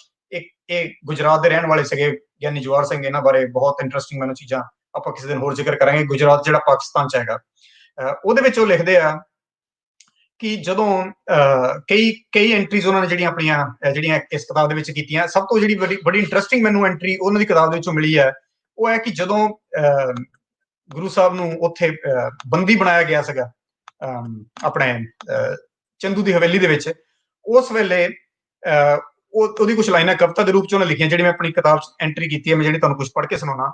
ਸਾਂਝ ਸਵੇਰੇ ਚੰਦੂ ਚਲ ਆਵੇ, ਅਬ ਵੀ ਮਾਨੋ ਬਚਨ ਅਲਾਵੇ, ਸਤਗੁਰ ਮੋਨ ਧਾਰ ਮੁਖ ਰਹੇ ਸੁਨ, ਅਸੁਨ ਬਚ ਕਛ ਨਹੀਂ ਕਹੇ। ਉਹ ਕਹਿੰਦੇ ਵੀ ਚੰਦੂ ਦਿਨ ਰਾਤ ਆ ਕੇ ਗੁਰੂ ਸਾਹਿਬ ਨੂੰ ਕਹਿੰਦਾ ਸੀ ਵੀ ਮੇਰੀ ਗੱਲ ਮੰਨ ਲਓ, ਪਰ ਗੁਰੂ ਸਾਹਿਬ ਸੀ ਉਹ ਬਿਲਕੁਲ ਮੌਨ ਧਾਰ ਕੇ ਰਹੇ, ਸਾਇਲੈਂਟ ਰਹੇ, ਤੇ ਉਹਨਾਂ ਨੇ ਸਾਰੀ ਜਿਹੜੀਆਂ ਉਹਦੀਆਂ ਗੱਲਾਂ ਸੀ ਉਹਨੂੰ ਕਹ ਲਓ ਵੀ ਇਗਨੋਰ ਕਰ ਦਿੱਤਾ। ਉਸ ਵੇਲੇ ਦੀ ਜਿਹੜੀ ਇੰਟਰਸਟਿੰਗ ਮੈਨੂੰ ਐਂਟਰੀ ਮਿਲੀ ਹੈ, ਉਹ ਹੈਗੀ ਹੈ ਚੰਦੂ ਦੀ ਨੌਂ ਲਿਖਦਾ ਉਹ, ਕਿ ਉਹ ਸਿੱਖ ਸੀਗੀ। ਉਹਦੀ ਧਿਆਨ ਨਾਲ ਲਾਈਨ ਸੁਣਨ ਵਾਲੀ ਹੈ। ਉਹ ਕਹਿੰਦਾ, ਜਬ ਸਜਾਏ ਦੁਰਸਟ ਵਧੀ ਤਿਆਗ ਸੁਦੇ ਬਿਦੇ ਹੋ ਰਹੀ। ਕਿ ਮਤਲਬ ਜਦੋਂ ਉਹਨਾਂ ਨੇ ਗੁਰੂ ਸਾਹਿਬ ਨੂੰ ਬਿਨਾਂ ਕਿਸੇ ਜੁਰਮ ਤੋਂ ਜਿਹੜੀ ਸੀ ਇਹ ਸਜ਼ਾ ਦੇ ਦਿੱਤੀ, ਜੋ ਕਬਹੂ ਅਵਸਰ ਲਖ ਪਾਵੇ, ਚੰਦੂ ਕੀ ਨੁਖ ਜਲ ਲੈ ਆਵੇ। ਗੁਰੂ ਸਾਹਿਬ ਨੂੰ ਜੇਲ੍ਹ ਦੇ ਵਿੱਚ ਪਾਤਾ, ਤੇ ਜਦੋਂ ਵੀ ਉਹਨੂੰ ਮੌਕਾ ਮਿਲਦਾ, ਓਪਰਚੁਨਿਟੀ ਮਿਲਦੀ, ਜਿਹੜੀ ਚੰਦੂ ਦੀ ਨੌਂ ਸੀਗੀ, ਡਾਟਰ ਇਨ ਲਾ ਸੀ, ਉਹ ਪਾਣੀ ਲੈ ਕੇ ਗੁਰੂ ਸਾਹਿਬ ਦੇ ਲਈ ਆਉਂਦੀ ਹੁੰਦੀ ਸੀ। ਏਮਨਾਬਾਦ ਪੇਵ ਕੇ ਤਾਸ, ਕਿ ਮਤਲਬ ਏਮਨਾਬਾਦ ਉਹਦੇ ਮਾਪਿਆਂ ਦਾ ਘਰ ਸੀਗਾ। ਹਾਡੇ ਖੱਤਰੀ ਤਾਂ ਆਵਾਸ, ਜਿੱਥੇ ਕਿ ਬਹੁਤ ਖੱਤਰੀ ਰਹਿੰਦੇ ਨੇ। ਵਹਿ ਸਿੱਖਨ ਕੀ ਪੁੱਤਰੀ ਜਾਨਾ, ਅਵਸਰ ਪਾਏ ਪੂਜੇ ਗੁਰ ਆਨਾ। ਮਤਲਬ ਉਹ ਇੱਕ ਸਿੱਖ ਦੀ ਡਾਟਰ ਸੀਗੀ, ਤੇ ਜਿਹਨੂੰ ਹਰੇਕ ਮੌਕਾ ਮਿਲਦਾ ਉਹ ਜਦੋਂ ਸੀ ਉਹ ਆ ਕੇ ਗੁਰੂ ਸਾਹਿਬ ਦੀ ਸੇਵਾ ਕਰਦੀ ਸੀਗੀ। ਇਹ ਮੈਂ ਲਾਈਨ ਦੁਬਾਰਾ ਪੜ੍ਹ ਦੇਣਾ, ਕਿਉਂਕਿ ਕਈ ਵਾਰੀ ਹੋ ਸਕਦਾ ਮੇਰੇ ਕੋਲੋਂ ਟ੍ਰਾਂਸਲੇਸ਼ਨ ਕਰਨ ਚ ਵੀ ਕਿਤਾਬ ਚ ਗਲਤੀ ਹੋਈ ਹੋਵੇ। ਇਹ ਕਿਤਾਬਾਂ ਹਿਸਟੋਰਿਕਲੀ ਬਹੁਤ ਇੰਪੋਰਟੈਂਟ ਨੇ, ਇਹਨਾਂ ਦੀ ਕਰੈਕਟ ਟ੍ਰਾਂਸਲੇਸ਼ਨ ਹੋਵੇ। ਸੋ ਮੈਂ ਇਹ ਜ਼ਰੂਰੀ ਸਮਝਦਾ ਕਿ ਨਾਲ ਨਾਲ ਮੈਂ ਗੁਰਮੁਖੀ ਵੀ ਆਪਣੀ ਕਿਤਾਬ ਦੇ ਵਿੱਚ ਤਾਂ ਹੀ ਦਿੱਤੀ ਹੋਈ ਹੈ, ਤਾਂ ਕਿ ਇਹ ਟ੍ਰਾਂਸਲੇਸ਼ਨ ਜਿਹੜੀਆਂ ਹੈਗੀਆਂ ਉਹਨਾਂ ਨੂੰ ਮਾਡਰਨ ਜਿਹੜੇ ਲੋਕ ਜਦੋਂ ਪੜ੍ਹਨ, ਉਹ ਓਰੀਜਨਲ ਵੀ ਨਾਲ ਪੜ੍ਹ ਸਕਣ ਕਿ ਪੁਰਾਣੀ ਕਿਤਾਬ 'ਚ ਕੀ ਲਿਖਿਆ ਹੋਇਆ। ਏਮਨਾਵਾਦ ਪੇਵ ਕੇ ਤਾਸ, ਹਾਡੇ ਖੱਤਰੀ ਤਾਂ ਆਵਾਸ, ਵਹਿ ਸਿੱਖਨ ਕੀ ਪੁੱਤਰੀ ਜਾਨਾ, ਅਵਸਰ ਪਾਏ ਪੂਜੇ ਗੁਰ ਆਨਾ। ਮਤਲਬ ਉਹਨੂੰ ਜਦੋਂ ਵੀ ਮੌਕਾ ਮਿਲਦਾ ਸੀ ਉਹ ਆ ਕੇ ਗੁਰੂ ਸਾਹਿਬ ਨੂੰ ਜਿਹੜਾ ਸੀ ਉਹ ਮਿਲਣ ਆਉਂਦੀ ਸੀਗੀ। ਇਹ ਮੈਂ ਤੁਹਾਨੂੰ ਜਿਹੜੀ ਲਾਈਨ ਸੁਣਾਈ ਹੈ ਢਿੱਲੋਂ ਸਾਹਿਬ, ਇਹ ਪੁਰਾਣੀ ਕਿਤਾਬ ਦੇ ਵਿੱਚੋਂ ਸੁਣਾਈ ਹੈ, ਭਾਈ ਬੰਨੋ ਪ੍ਰਕਾਸ਼। ਇਹ ਕਿਤਾਬ ਲਿਖੀ ਹੋਈ ਹੈ ਆਪਣੇ ਗਿਆਨੀ ਜਵਾਹਰ ਸਿੰਘ ਜੀ ਦੀ। ਅੱਗੇ ਜਾ ਕੇ ਇਸੇ ਕਿਤਾਬ ਦੇ ਵਿੱਚ ਜਿਹੜਾ ਹੈਗਾ ਉਹ ਅੱਗੇ ਇਹ ਵੀ ਲਿਖਦੇ ਆ ਵੀ ਜਦੋਂ ਗੁਰੂ ਸਾਹਿਬ ਨੂੰ ਉਹਨਾਂ ਦੀ ਸ਼ਹਾਦਤ ਹੋ ਗਈ, ਤੇ ਜਹਾਂਗੀਰ ਕਈ ਸਾਲਾਂ ਬਾਅਦ ਮੁੜ ਕੇ ਲਾਹੌਰ ਵਾਪਸ ਆਇਆ, ਤੇ ਸਾਈਂ ਮੀਆਂ ਮੀਰ ਜੀ ਨੇ ਆਪਣਾ ਜਿਹੜਾ ਪ੍ਰੋਟੈਸਟ ਸੀ ਜਹਾਂਗੀਰ ਨੂੰ ਇਹਨਾਂ ਸ਼ਬਦਾਂ 'ਚ ਕਿਹਾ, ਸ੍ਰੀ ਗੁਰੂ ਅਰਜਨ ਦੇਵ ਬੁਲਾਏ ਕੈ, ਫੇਰ ਦੇ ਤੁਮ ਹੀ ਬਿਸਰਾਈ, बिन गुनाह विदोष वह, तकसीर नहीं उनमें कुछ राई, सजा दई बड़ तो दीवान है, वान शैतान करा कमवाई। मतलब वो कहंदा ਗਿਆਨੀ ਜਵਾਹਰ ਸਿੰਘ ਜੀ ਕਹਿੰਦੇ ਆਪਣੀ ਕਿਤਾਬ ਭਾਈ ਬੰਨੋ ਪ੍ਰਕਾਸ਼ ਦੇ ਵਿੱਚ, ਜਿਹੜੀ ਕਿ 1845 ਚ ਕਿਤਾਬ ਲਿਖੀ ਗਈ ਹੈ, ਕਿ ਜਦੋਂ ਸਾਈਂ ਮੀਆਂ ਮੀਰ ਮਿਲੇ ਜਹਾਂਗੀਰ ਨੂੰ, ਜਦੋਂ ਜਹਾਂਗੀਰ ਵਾਪਸ ਲਾਹੌਰ ਆਇਆ, ਕਿ ਤੁਸੀਂ ਸ਼੍ਰੀ ਗੁਰੂ ਅਰਜਨ ਦੇਵ ਜੀ ਨੂੰ ਸੰਮਨ ਕਰਕੇ ਇੱਥੇ ਲਾਹੌਰ ਤਾਂ ਬੁਲਾ ਲਿਆ ਸੀ, ਫਿਰ ਤੁਸੀਂ ਉਹਨਾਂ ਬਾਰੇ ਭੁੱਲ ਗਏ। ਉਹ ਤਾਂ ਨਿਰਦੋਸ਼ ਸੀ, ਕੋਈ ਗਲਤੀ ਹੈ ਨਹੀਂ ਸੀ। ਤੁਸੀਂ ਆਪਣਾ ਜਿਹੜਾ ਦੀਵਾਨ ਚੰਦੂ ਸੀ ਪਾਪੀ, ਉਹਦੇ ਕੋਲ ਉਹਨਾਂ ਨੂੰ ਫੜਾਤਾ, ਉਹ ਸ਼ੈਤਾਨ ਨੇ ਜਿਹੜਾ ਸੀ ਆਪਣਾ ਕੰਮ ਕਰ ਦਿੱਤਾ।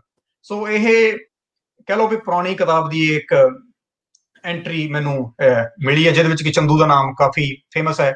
ਇਹਦੇ ਬਾਰੇ ਢਿੱਲੋਂ ਸਾਹਿਬ ਇਹ ਵੀ ਕਾਫੀ ਕਿਹਾ ਜਾਂਦਾ ਵੀ ਜਿਹੜੇ ਸਿੱਖ ਇਤਿਹਾਸਕਾਰ ਸੀ, ਇਹਨਾਂ ਨੇ ਉਸ ਵੇਲੇ ਜਿਹੜੀ ਤੁਜ਼ਕੇ ਜਹਾਂਗੀਰੀ ਹੈ, ਇਹਦੀ ਇੰਗਲਿਸ਼ ਟ੍ਰਾਂਸਲੇਸ਼ਨ ਇਹਨਾਂ ਕੋਲ ਹੈ ਹੀ ਨਹੀਂ ਸੀਗੀ।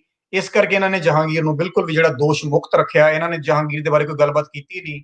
ਕਿ ਜਿਹੜੀ ਤੁਜ਼ਕੇ ਜਹਾਂਗੀਰ ਦੀ ਟ੍ਰਾਂਸਲੇਸ਼ਨ ਹੈ ਉਹ ਆਪਾਂ ਨੂੰ 20th ਸੈਂਚਰੀ 'ਚ ਆਉਣ ਲੱਗਦੀ, ਜਦੋਂ ਅੰਗਰੇਜ਼ ਆਏ ਆ 1920s, ਉਦੋਂ ਤੁਜ਼ਕੇ ਜਹਾਂਗੀਰ 'ਚ ਪਤਾ ਲੱਗਾ ਕਿ ਜਹਾਂਗੀਰ ਸਾਫ਼ ਕਹਿ ਰਿਹਾ ਕਿ ਮੈਂ ਗੁਰੂ ਸਾਹਿਬ ਦੀ ਜਿਹੜੀ ਸਜ਼ਾ ਹੈਗੀ ਆ ਉਹ ਦਿਨਾ, ਮੌਤ ਦੀ ਸਜ਼ਾ ਦੇਣਾ, ਤੇ ਮੈਂ ਮੁਰਤਜ਼ਾ ਖਾਨ ਨੂੰ ਫੜਾ ਚਲਿਆ। ਪਰ ਇਹ ਜਿਹੜੀਆਂ ਸਾਰੀਆਂ ਪੁਰਾਣੀਆਂ ਕਿਤਾਬਾਂ ਲਿਖੀਆਂ ਜਾ ਰਹੀਆਂ, ਕਿਹਾ ਜਾ ਰਿਹਾ ਵੀ ਇਹਨਾਂ ਨੇ ਹਾਲੇ ਤੁਜ਼ਕੇ ਜਹਾਂਗੀਰੀ ਦੀ ਇੰਗਲਿਸ਼ ਟ੍ਰਾਂਸਲੇਸ਼ਨ ਨਹੀਂ, ਕਿਉਂਕਿ ਉਸ ਵੇਲੇ ਹੋਈ ਨਹੀਂ ਸੀ। ਪਰ ਇਹ ਗੱਲ ਬੜੀ ਕਨਫਿਊਜ਼ਿੰਗ ਹੈਗੀ ਹੈ, ਕਿਉਂਕਿ ਪੁਰਾਣੇ ਲੋਕ ਫਾਰਸੀ ਉਰਦੂ ਦੀਆਂ ਕਿਤਾਬਾਂ ਵੀ ਪੜ੍ਹ ਲੈਂਦੇ ਸੀਗੇ, so it's not my subject ਨਾਓ। ਪਰ ਇਹਦਾ ਰੀਜ਼ਨ ਕਈਆਂ ਵੱਲੋਂ ਇਹ ਕਿਹਾ ਜਾਂਦਾ ਵੀ ਇਹ ਜਿਹੜੇ ਪੁਰਾਣੇ ਆਥਰ, ਸਿੱਖ ਆਥਰ ਹੈ, ਇਹਨਾਂ ਨੇ ਸਾਰਾ ਦੋਸ਼ ਚੰਦੂ ਤੇ ਇੰਨਾ ਜ਼ਿਆਦਾ ਮੜਿਆ ਹੋਇਆ, ਜਹਾਂਗੀਰ ਨੂੰ ਬਿਲਕੁਲ ਕਹਿ ਲਓ ਵੀ ਕਲੀਨ ਚਿੱਟ ਹੈ, ਕਿਉਂਕਿ ਸ਼ਾਇਦ ਉਹਨਾਂ ਨੇ ਤੁਜ਼ਕੇ ਜਹਾਂਗੀਰੀ ਪੜ੍ਹੀ ਨਹੀਂ ਸੀ। But I don't want to say ਵੀ ਕੀ ਉਹਨਾਂ ਨੇ ਪੜ੍ਹੀ ਸੀ ਕਿ ਨਹੀਂ ਪੜ੍ਹੀ। ਮੈਂ ਤੁਹਾਨੂੰ ਇਹ ਰੀਜ਼ਨ ਦਿੱਤਾ ਵੀ ਕਈ ਲੋਕੀ ਇਹਦੇ ਬਾਰੇ ਕੀ ਕਹਿੰਦੇ ਆ। ਈਵਨ ਇੱਥੋਂ ਤੱਕ ਵੀ ਕਿਹਾ ਗਿਆ, ਮੈਂ ਤੁਹਾਨੂੰ ਇੱਕ ਅਖਬਾਰ ਚੋਂ ਪੜ੍ਹ ਕੇ ਸੁਣਾਉਣਾ ਕਿ ਮਤਲਬ ਇਸ ਗੱਲ ਨੂੰ ਇੱਥੋਂ ਤੱਕ ਅੱਗੇ ਲੈ ਗਏ ਸਿੱਖ ਆਥਰ ਜਿਹੜੇ ਹੈਗੇ ਆ। ਖਾਲਸਾ ਐਡਵੋਕੇਟ ਅਖਬਾਰ ਛਪਦੀ ਸੀ ਲਾਹੌਰ ਦੇ ਵਿੱਚ, ਬਹੁਤ ਮਸ਼ਹੂਰ ਅਖਬਾਰ, ਉਹਦਾ ਐਡੀਟੋਰੀਅਲ ਮੈਂ ਤੁਹਾਨੂੰ ਦੱਸਣ ਲੱਗਾ। ਮਈ 26 1917 ਦਾ, ਜਿਹੜਾ ਮੈਂ ਆਪਣੀ ਕਿਤਾਬ ਦੇ ਵਿੱਚ ਜ਼ਿਕਰ ਕੀਤਾ, ਉਸ ਐਡੀਟਰ ਨੇ ਖਾਲਸਾ ਐਡਵੋਕੇਟ ਦੇ ਨੇ ਇਹ ਲਿਖਿਆ ਵੀ ਇਹ ਸਾਰੇ ਚੱਕਰ ਦੇ ਪਿੱਛੇ ਜਿਹੜਾ ਇਹ ਦੀਵਾਨ ਚੰਦੂ ਹੈ, ਮੈਂ ਇੰਗਲਿਸ਼ ਟ੍ਰਾਂਸਲੇਟ ਕੀਤਾ ਹੋਇਆ ਹੁਣ ਇਹਦੀ ਓਰੀਜਨਲ, ਵੀ ਉਹ ਆਰਥੋਡਾਕਸ ਹਿੰਦੂ ਹੈ। ਉਹਨੇ ਜਿਹੜੇ ਸਿੱਖ ਗੁਰੂਆਂ ਨੇ ਨਵੀਂ ਡਾਕਟਰਾਈਨ ਸੀ ਸਿੱਖੀਜ਼ਮ ਦੀ ਪ੍ਰੀਚ ਕਰਨੀ, ਉਹਨਾਂ ਦੇ ਵਿਰੁੱਧ ਸੀ ਬਹੁਤ, ਕਿਉਂਕਿ ਜਿਹੜੇ ਸਿੱਖ ਗੁਰੂ ਸੀਗੇ ਇਹ ਹਿੰਦੂਆਂ ਦੇ ਜਿਹੜੇ ਕਰਮ ਕਾਂਡ ਆ ਜਾਂ ਜਿਹੜੀਆਂ ਕਮਜ਼ੋਰੀਆਂ ਹੈਗੀਆਂ ਉਹਨਾਂ ਨੂੰ ਭੰਡਦੇ ਆ। ਇਸ ਕਰਕੇ ਜਿਹੜਾ ਚੰਦੂ ਸੀਗਾ ਇਹ ਪੱਕਾ ਹਿੰਦੂ ਹੋਣ ਕਰਕੇ ਉਹਦੇ ਮਨ 'ਚ ਜਿਹੜੀ ਉਹ ਖਾਰ ਖਾਂਦਾ ਸੀਗਾ। ਸੋ ਇਹ ਕਾਰਨ ਸੀ ਕਿ ਉਹਨੇ ਗੁਰੂ ਸਾਹਿਬ ਦੇ ਨਾਲ ਜਿਹੜਾ ਆਪਣਾ ਗੁੱਸਾ ਪੁਗਾਇਆ। ਮਤਲਬ 1917 ਤੱਕ ਆਉਂਦਿਆਂ ਲਿਟਰੇਚਰ 'ਚ ਜਿਹੜਾ ਚੰਦੂ ਸੀ ਉਹਦੇ ਬਾਰੇ ਇਦਾਂ ਜਿਹੜਾ ਸੀ ਸਾਰਾ concept C. That's how it started developing over period of time. ਜੀ ਢਿੱਲੋਂ ਸਾਹਿਬ। ਅੱਛਾ ਡਾਕਟਰ ਸਾਹਿਬ ਇਹ ਦੱਸੋ, ਜੇ ਆਪਾਂ ਗੱਲ ਕਰਦੇ ਹਾਂ, ਕੋਈ ਕਿਤਾਬ ਸਿੱਖ ਇਤਿਹਾਸ ਵਿੱਚ ਵੀ ਹੈ ਜਿਹਦੇ 'ਚ ਗੁਰੂ ਸਾਹਿਬ ਦੀ ਸ਼ਹਾਦਤ ਦੀ ਤਾਰੀਖ ਮੈਂਸ਼ਨ ਹੋਵੇ, ਕਨਫਰਮ? ਜੀ, ਜਿਹੜੀ ਉਸ ਦੇ ਲਈ ਆਪਾਂ ਨੂੰ ਕਿਤਾਬ, ਜਿਹੜੀ ਸਿੱਖ ਇਤਿਹਾਸ ਦੇ ਵਿੱਚ ਕਿਤਾਬ ਆਪਾਂ ਨੂੰ ਮਿਲਦੀ ਉਹ ਹੈਗੀ ਹੈ ਕੇਸਰ ਸਿੰਘ ਛਿੱਬੜ, ਉਹਨਾਂ ਦੀ ਕਿਤਾਬ ਹੈਗੀ ਆ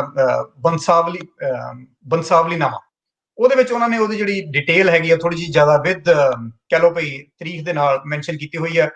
ਇਹ ਕਿਤਾਬ ਹੈਗੀ ਸੀਗੀ 1779 ਦੀ।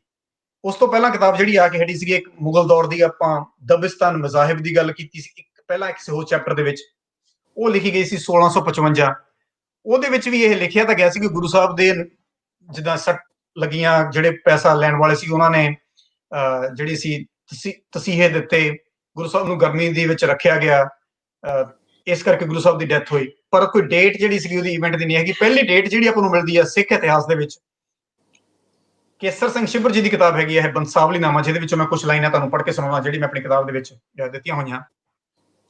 ਉਹ ਕਹਿੰਦੇ ਆ, ਓੜਕ ਬੰਦ ਕੇ ਰੇਤੀ ਵਿੱਚ ਸੁਟਾਏ, ਜੇਠ ਮਾਸ ਕੀ ਧੁੱਪ ਪਿੰਡਾ ਸੜ ਜਾਏ।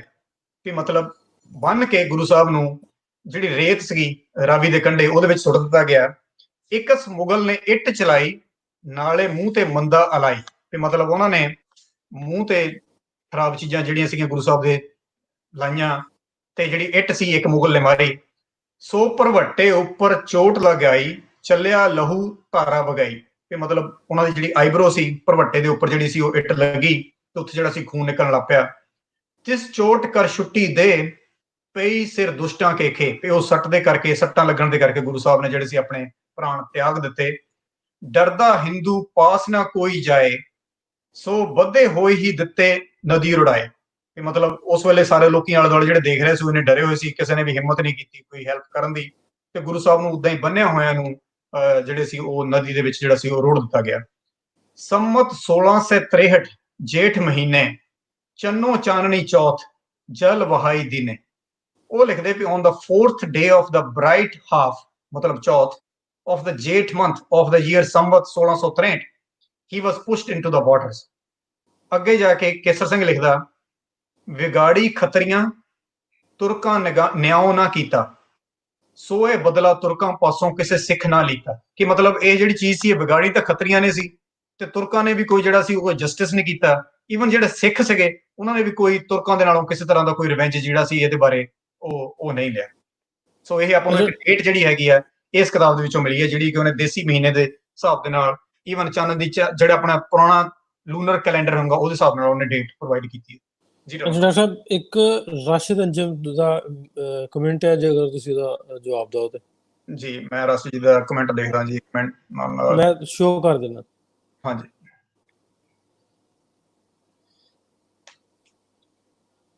ਨਾਲ ਆਪਣੀ ਤੇ ਨਾਲ ਵਿਆਹ ਕਰਨਾ ਚਾਹੁੰਦਾ ਸੀ। ਹਾਂਜੀ ਬਿਲਕੁਲ ਜੀ, ਚੰਦੂ ਸ਼ਾਹ ਦੀਵਾਨ ਦੇ ਬਾਰੇ ਇਹੀ ਗੱਲ ਕਹੀ ਜਾਂਦੀ ਹੈ ਵੀ ਇਸ ਗੱਲ ਤੋਂ ਉਹਨੇ ਖਾਰ ਖਾਣੀ ਸ਼ੁਰੂ ਕੀਤੀ ਕਿ ਚੰਦੂ ਸ਼ਾਹ ਜਿਹੜਾ ਆਪਣੀ ਬੇਟੀ ਸੀਗੀ ਉਹਦਾ ਵਿਆਹ ਗੁਰੂ ਅਰਜਨ ਦੇਵ ਜੀ ਦੇ ਬੇਟੇ ਨਾਲ ਕਰਨਾ ਚਾਹੁੰਦਾ ਸੀ, ਜਿਹੜੇ ਕਿ ਮੁੜ ਕੇ ਲੇਟਰ ਔਨ ਗੁਰੂ ਸਾਹਿਬ ਹੋਏ ਨੇ, ਗੁਰੂ ਹਰਗੋਬਿੰਦ ਜੀ। ਸੋ ਇਹ ਇੱਕ ਰੀਜ਼ਨ ਹੈਗਾ ਜਿਹਦੇ ਬਾਰੇ ਕਿਹਾ ਜਾਂਦਾ ਹੈ ਕਿ ਉੱਥੋਂ ਜਿਹੜੀ ਇਹ ਖਾਰ ਖਾਣੀ ਉਹਨੇ ਸ਼ੁਰੂ ਕੀਤੀ ਹੈ, ਮੁੜ ਕੇ ਫਿਰ ਉਹ ਪ੍ਰਿਥੀ ਚੰਦ ਦੇ ਨਾਲ ਮਿਲ ਗਿਆ, ਫਿਰ ਉਹ ਸੁਲਈ ਖਾਨ ਦੇ ਨਾਲ ਮਿਲ ਗਿਆ, ਇਹ ਇੱਕ ਗਰੁੱਪ ਬਣ ਗਿਆ। ਚੰਦੂ, ਪ੍ਰਿਥੀ ਚੰਦ ਤੇ ਸੁਲਈ ਖਾਨ, ਇਹ ਇੱਕ ਗਰੁੱਪ ਬਣ ਗਿਆ ਜਿਹੜੇ ਕਿ ਗੁਰੂ ਸਾਹਿਬ ਦੇ ਨਾਲ ਖਾਰ ਖਾਂਦੇ ਸੀ। ਤੇ ਦੂਜੇ ਪਾਸੇ ਗੁਰੂ ਸਾਹਿਬ ਔਰ ਸਾਈਂ ਮੀਆਂ ਮੀਰ ਔਰ ਵਜ਼ੀਰ ਖਾਨ, ਇਹ ਇੱਕ ਗਰੁੱਪ ਸੀਗੇ। ਸੋ that is how it all started। ਪਰ ਇਸ ਗੱਲ ਦੀ ਸ਼ੁਰੂਆਤ ਬਿਲਕੁਲ ਜਿੱਦਾਂ ਤੁਸੀਂ ਵੀਰ ਜੀ ਦੱਸਿਆ, ਉਹ ਉੱਥੋਂ ਜਿਹੜੀ ਹੈਗੀ ਆ ਉਹ ਸ਼ੁਰੂ ਹੁੰਦੀ ਹੈ ਜੀ। ਅੱਛਾ ਡਾਕਟਰ ਸਾਹਿਬ, ਤੁਸੀਂ ਉਰਦੂ ਫਾਰਸੀ ਲਿਟਰੇਚਰ ਵੀ ਆਪਣੀ ਰਿਸਰਚ ਤੇ ਜਦੋਂ ਕੀਤੀ ਆ, ਸਾਨੂੰ ਪਤਾ ਤੁਸੀਂ ਸ਼ੌਕ ਨਾਲ ਪੜ੍ਹਦੇ ਉਰਦੂ ਫਾਰਸੀ ਲਿਟਰੇਚਰ। ਅੱਛਾ, ਮਾਡਰਨ ਟਾਈਮ ਵਿੱਚ ਲਿਖੀ ਹੋਈ ਉਰਦੂ ਤੇ ਫਾਰਸੀ ਕਿਤਾਬ ਵਿੱਚ ਚੰਦੂ ਦਾ ਕਿਤੇ ਮਿਲਦਾ ਕੋਈ ਜ਼ਿਕਰ? ਜੀ ਇਹ ਹੁਣ ਮੈਂ ਆਪਣੀ ਕਿਤਾਬ ਦੇ ਵਿੱਚ ਇਹਦਾ ਜ਼ਿਕਰ ਤਾਂ ਕੀਤਾ ਹੈ। ਹੁਣ ਮੈਨੂੰ ਪਤਾ ਵੀ ਤੁਹਾਨੂੰ ਉਰਦੂ ਵੀ ਥੋੜੀ ਥੋੜੀ ਵਾਵਾ ਸਾਰੀ ਹਾਂਜੀ ਬਿਲਕੁਲ ਜੀ, ਮੈਂ ਉਹਦਾ ਨਾਮ ਜਿਹੜਾ ਹੈਗਾ ਕਿਤਾਬ ਦਾ, ਇੱਕ ਮਿੰਟ ਦੇਖ ਲਵਾਂ। ਉਹ ਕਿਤਾਬ ਹੈ ਜੀ ਲਿਖੀ ਹੋਈ ਮੁਫਤੀ ਗੁਲਾਮ ਸਰਵਰ ਕੁਰੈਸ਼ੀ ਜੀ ਦੀ, ਤਾਰੀਖੇ ਮਸਕਾਨ।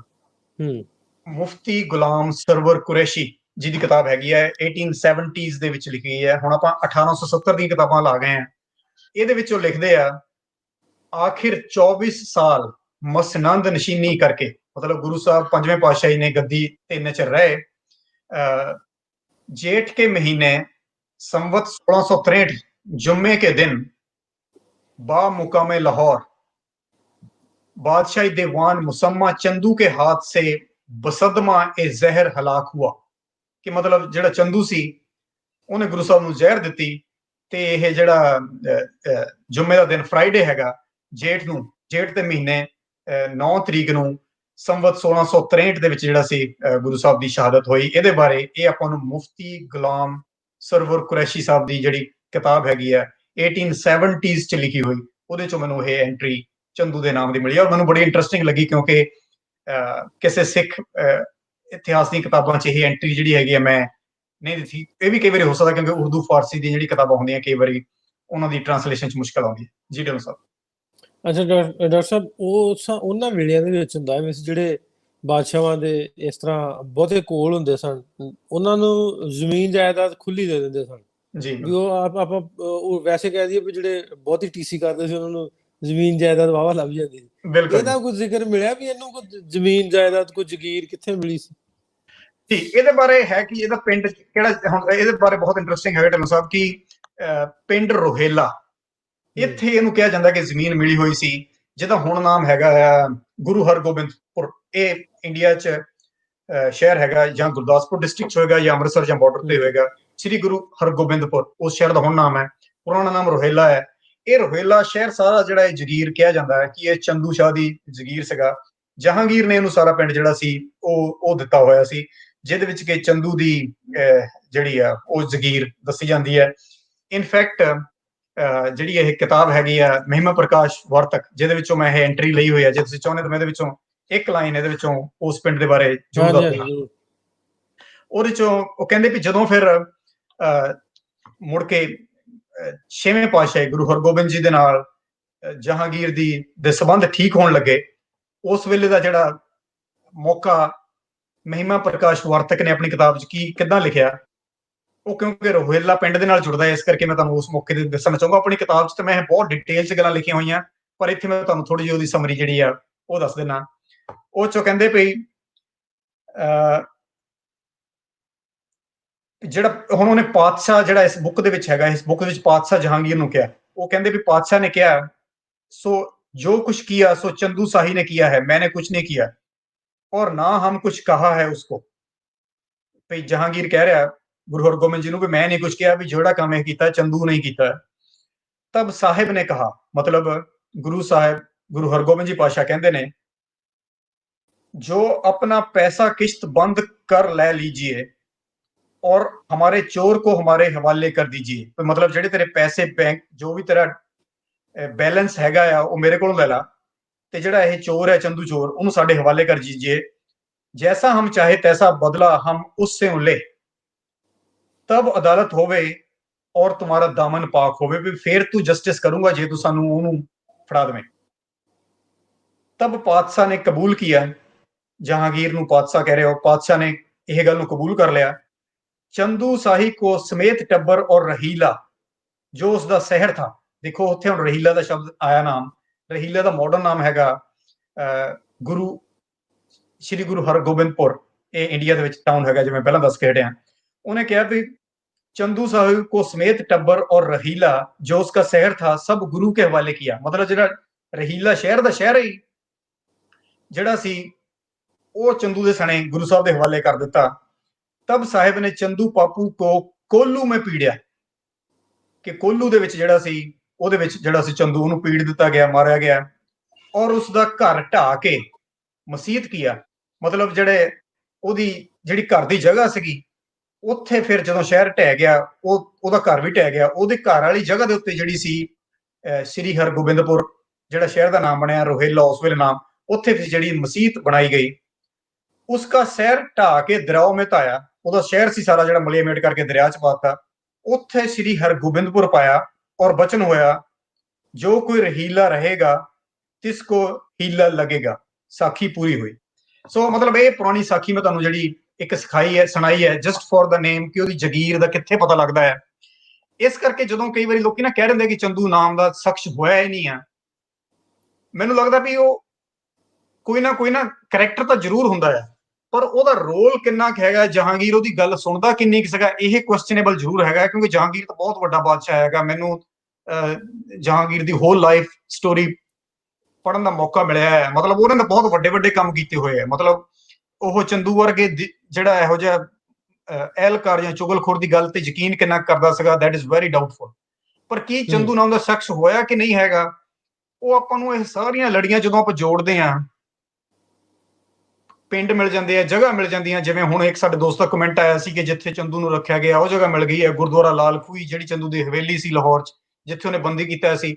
ਇੰਨੇ ਜ਼ਿਆਦਾ ਆਪਾਂ ਨੂੰ ਪੁਆਇੰਟ ਮਿਲ ਜਾਂਦੇ ਆ ਕਿ ਲੱਗਦਾ ਹੈ ਕਿ ਚੰਦੂ ਨਾਮ ਦਾ ਕਰੈਕਟਰ ਮੇਰੇ ਖਿਆਲ ਵਿੱਚ ਤੇ ਸੀ। ਔਰ ਬਾਕੀ ਮੈਂ ਕੋਈ ਅਕੈਡਮਿਕ ਹਿਸਟੋਰੀਅਨ ਨਹੀਂ ਹਾਂ, ਸੋ ਆਈ ਕਾਂਟ ਕਨਕਲੂਡ ਮਾਈਸੈਲਫ। ਮੈਂ ਤਾਂ ਜੋ ਆਪਣੇ ਮੁਤਾਬਿਕ ਦੱਸ ਰਿਹਾ ਕਿ ਇਸ ਚੀਜ਼ ਦਾ ਜ਼ਰੂਰ ਮੈਨੂੰ ਵੀ ਸ਼ੱਕ ਹੈਗਾ ਕਿ ਉਹਦਾ ਰੋਲ ਕਿੰਨਾ ਕੁ ਸੀਗਾ। ਜਹਾਂਗੀਰ ਇੰਨਾ ਵੱਡੇ ਲੈਵਲ ਦਾ ਬਾਦਸ਼ਾਹ, ਉਹਦੇ ਕੋਲ ਇੰਨੇ ਆਪਣੇ ਐਡਵਾਈਜ਼ਰ ਸਟਰੋਂਗ ਸੀਗੇ, ਜਿਨ੍ਹਾਂ ਚ ਮੇਰੇ ਖਿਆਲ ਚੰਦੂ ਦੀਵਾਨ ਨਹੀਂ ਸੀਗਾ, ਕਿਉਂਕਿ ਉਹਦੀ ਐਂਟਰੀ ਆਪਾਂ ਨੂੰ ਮੁਗਲ ਦਰਬਾਰ ਚ ਨਹੀਂ ਮਿਲੀ। ਉਹ ਜ਼ਰੂਰ ਕਹਿ ਲਓ ਵੀ ਇਦਾਂ ਦਾ ਚੁਗਲਖੋਰ ਟਾਈਪ ਜਿਹਾ ਤਾਂ ਬੰਦਾ ਜ਼ਰੂਰ ਹੋਊਗਾ, ਪ੍ਰਿਥੀ ਚੰਦ ਦੇ ਨਾਲ ਜਾਂ ਸੁਲੀ ਚੰਦ ਦੇ ਨਾਲ ਕੋਈ ਬਹੁਤ ਲੋਅਰ ਲੈਵਲ ਦਾ ਹੋਊਗਾ। ਉਹਦੀ ਗੱਲ ਜੀ। ਅੱਛਾ ਡਾਕਟਰ ਸਾਹਿਬ, ਇਸ ਜਗ੍ਹਾ ਫਿਰ ਆਪਾਂ ਡਿਸਕ੍ਰਿਪਸ਼ਨ ਚ ਸ਼ੁਰੂ ਸਟਾਰਟ ਚ ਗਿਆ ਸੀ ਗੁਰਦੁਆਰਾ ਸਾਹਿਬ ਲਾਲ ਖੋਈ, ਫਿਰ ਇਹ ਕਦੋਂ ਬਣਿਆ ਤੇ ਕੀ ਚੰਦੂ ਦੀ ਮੌਤ ਵੀ ਇੱਥੇ ਹੀ ਹੋਈ ਸੀ? ਹਾਂਜੀ, ਹੁਣ ਆਪਾਂ ਇਹ ਦਿਖਾ ਦਈਏ ਜਿਹੜਾ ਆਪਾਂ ਚੈਪਟਰ ਗੱਲ ਕਰ ਰਹੇ ਹਾਂ, ਗੁਰਦੁਆਰਾ ਲਾਲ ਖੋਈ, ਇਹ ਲਾਹੌਰ ਦੇ ਵਿੱਚ ਇਹ ਜਗ੍ਹਾ ਹੈ ਜੀ ਜਿੱਥੇ ਚੰਦੂ ਨੇ ਕਿਹਾ ਜਾਂਦਾ ਹੈ ਕਿ ਗੁਰੂ ਸਾਹਿਬ ਨੂੰ ਬਹੁਤ ਟੌਰਚਰ ਕੀਤਾ ਸੀ। ਇਹ ਚੰਦੂ ਦੀ ਹਵੇਲੀ ਸੀਗੀ। ਇਸ ਜਗ੍ਹਾ ਦੇ ਉੱਪਰ ਲੇਟਰ ਔਨ ਫਿਰ ਜਦੋਂ ਚੰਦੂ ਨੂੰ ਗੁਰੂ ਸਾਹਿਬ ਕੋਲ ਫੜਾ ਦਿੱਤਾ ਗਿਆ, ਉਹਨਾਂ ਨੇ ਕਹਿ ਲਓ ਵੀ ਰੋਹੇਲਾ ਸ਼ਹਿਰ ਢਾ ਦਿੱਤਾ ਗਿਆ। ਉਸ ਤੋਂ ਬਾਅਦ ਕਹਿੰਦੇ ਵੀ ਚੰਦੂ ਨੂੰ ਫੜ ਕੇ ਇੱਥੇ ਲਾਹੌਰ ਚ ਲੈ ਆਏ, ਉਹਦੇ ਨੱਕ ਚ ਨਕੇਲ ਪਾ ਕੇ ਗਲੀਆਂ ਚ ਤੋਰਿਆ, ਤੇ ਇਸੇ ਜਿੱਥੇ ਉਹਦੀ ਹਵੇਲੀ ਸੀ ਇਹਨਾਂ ਗਲੀਆਂ ਦੇ ਨੇੜੇ ਆ ਕੇ, ਇਸੇ ਲਾਲ ਖੂਹੀ ਦੇ ਨੇੜੇ ਆ ਕੇ ਜਦੋਂ ਉਹ ਗਲੀ ਚੋਂ ਲੰਘ ਰਹੇ ਸੀਗੇ, ਇੱਥੇ ਇੱਕ ਗੁਰਦਿੱਤਾ ਪਠਿਆਰਾ ਨਾਮ ਦਾ ਬੰਦਾ ਸੀ। ਉਹ ਪਠਿਆਰਾ ਸੀ ਜਿਹਨੂੰ ਕਿਹਾ ਜਾਂਦਾ ਕਿ ਚੰਦੂ ਸ਼ਾਹ ਨੇ ਜਦੋਂ ਪੰਜਵੇਂ ਪਾਤਸ਼ਾਹ ਨੇ ਸ਼ਹੀਦ ਕੀਤਾ ਸੀ, ਉਹਨਾਂ ਦੇ ਉੱਤੇ ਜਿਹੜੀ ਸੀ ਰੇਤ ਪਾਉਣ ਦੇ ਲਈ ਉਹਦਾ ਕੜਾਹੇ ਦੀ ਵਰਤੋਂ ਕੀਤੀ ਸੀ, ਉਹਦੀ ਡਿਊਟੀ ਲਾਈ ਸੀ। ਸੋ ਉਸੇ ਗੁਰਦਿੱਤੇ ਨੂੰ ਉਸ ਗੱਲ ਦਾ ਗੁੱਸਾ ਸੀ ਕਿ ਮੇਰੇ ਕੋਲੋਂ ਕਿਉਂ ਇਹ ਪਾਪ ਕਰਵਾਇਆ ਗਿਆ। ਤੇ ਜਦੋਂ ਚੰਦੂ ਨੂੰ ਫੜ ਕੇ ਇਹਨਾਂ ਗਲੀਆਂ ਚੋਂ ਲਿਆ ਰਹੇ ਸੀਗੇ, ਇਸੇ ਗੁਰਦੁਆਰਾ ਲਾਲ ਖੂਹੀ ਦੇ ਬਿਲਕੁਲ ਨੇੜਿਓਂ ਦੀ, ਉੱਥੇ ਫਿਰ ਉਹਨੇ ਜਿਹੜਾ ਆਪਣਾ ਉਹੀ ਜਿਹੜਾ ਕੜਾਹਾ ਸੀ, ਜਿਹੜਾ ਸੀ ਉਹਦੇ ਵਿੱਚ ਜਿਹੜਾ ਉਹ ਖੁਰਪਾ ਜਿਹੜਾ ਹੁੰਦਾ, ਉਹਦੇ ਨਾਲ ਹੀ ਫਿਰ ਕਹਿੰਦਾ ਕਿ ਉਹਨੇ ਚੰਦੂ ਦੇ ਜਿਹੜਾ ਢਿੱਡ ਦੇ ਵਿੱਚ ਮਾਰਿਆ, ਤੇ ਜਿਹਦੇ ਨਾਲ ਸੀ ਚੰਦੂ ਉਸ ਮੌਕੇ ਤੇ ਜਿਹੜੀ ਉਹਦੀ ਮੌਤ ਹੋ ਗਈ ਸੀ। ਉਹਦੀ ਮੌਤ ਵੀ, ਚੰਦੂ ਦੀ ਆਪਣੀ ਮੌਤ ਵੀ ਇਸੇ ਗੁਰਦੁਆਰਾ ਲਾਲ ਖੂਹੀ ਦੇ ਨੇੜੇ ਜਿਹੜੀ ਗਲੀ ਹੈਗੀ ਆ ਉਹਦੇ ਵਿੱਚ ਦੱਸੀ ਜਾਂਦੀ ਹੈ। ਜਿਹਦਾ ਇਹਦੇ ਹਵੇਲੀ ਦਾ ਵੀ ਕੋਈ ਫਿਰ ਇਹਨਾਂ ਨੇ ਸਿੱਖਾਂ ਨੇ ਕੋਈ ਨੁਕਸਾਨ ਕੀਤਾ ਜਾਂ ਦੂਜੇ ਲੋਕਾਂ ਨੇ ਚੰਦੂ ਦੀ ਹਵੇਲੀ ਦਾ ਵੀ ਬਾਅਦ ਚ? ਹਾਂਜੀ, ਚੰਦੂ ਦੀ ਹਵੇਲੀ ਕਹਿੰਦੇ ਆ ਵੀ ਇਹ ਜਿਹੜੀ ਲਾਹੌਰ ਵਾਲੀ ਸੀ, ਇਹ ਸਿੱਖਾਂ ਨੇ ਢਾਤੀ ਸੀ, ਪਰ ਮੁੜ ਕੇ ਦੁਬਾਰਾ 1825 ਦੇ ਵਿੱਚ ਮਹਾਰਾਜਾ ਰਣਜੀਤ ਸਿੰਘ ਦੇ ਵੇਲੇ ਇਹ ਦੁਬਾਰਾ ਬਿਲਡ ਕੀਤੀ ਗਈ ਜਗ੍ਹਾ, ਹਵੇਲੀ ਵੀ ਥੋੜੀ ਦੁਬਾਰਾ ਬਿਲਡ ਕੀਤੀ ਗਈ, ਤੇ ਉੱਥੇ ਥੋੜੀ ਜਿਹੀ ਛੋਟੀ ਜਗ੍ਹਾ ਜਿਹੜੀ ਸੀ ਉਹ ਬਣਾਈ ਗਈ ਮਹਾਰਾਜਾ ਰਣਜੀਤ ਸਿੰਘ ਦੇ ਵੇਲੇ। ਅਦਰਵਾਈਜ਼ ਸਿੱਖਾਂ ਨੇ ਜਿਹੜੀ ਇਹ ਹਵੇਲੀ ਸੀ ਲਾਹੌਰ ਵਾਲੀ, ਇਹ ਹਵੇਲੀ ਵੀ ਤੋੜ ਦਿੱਤੀ ਸੀ, ਤੇ ਕੁਛ ਨਹੀਂ ਸੀ 1825 ਤੱਕ, 1825 ਤੱਕ।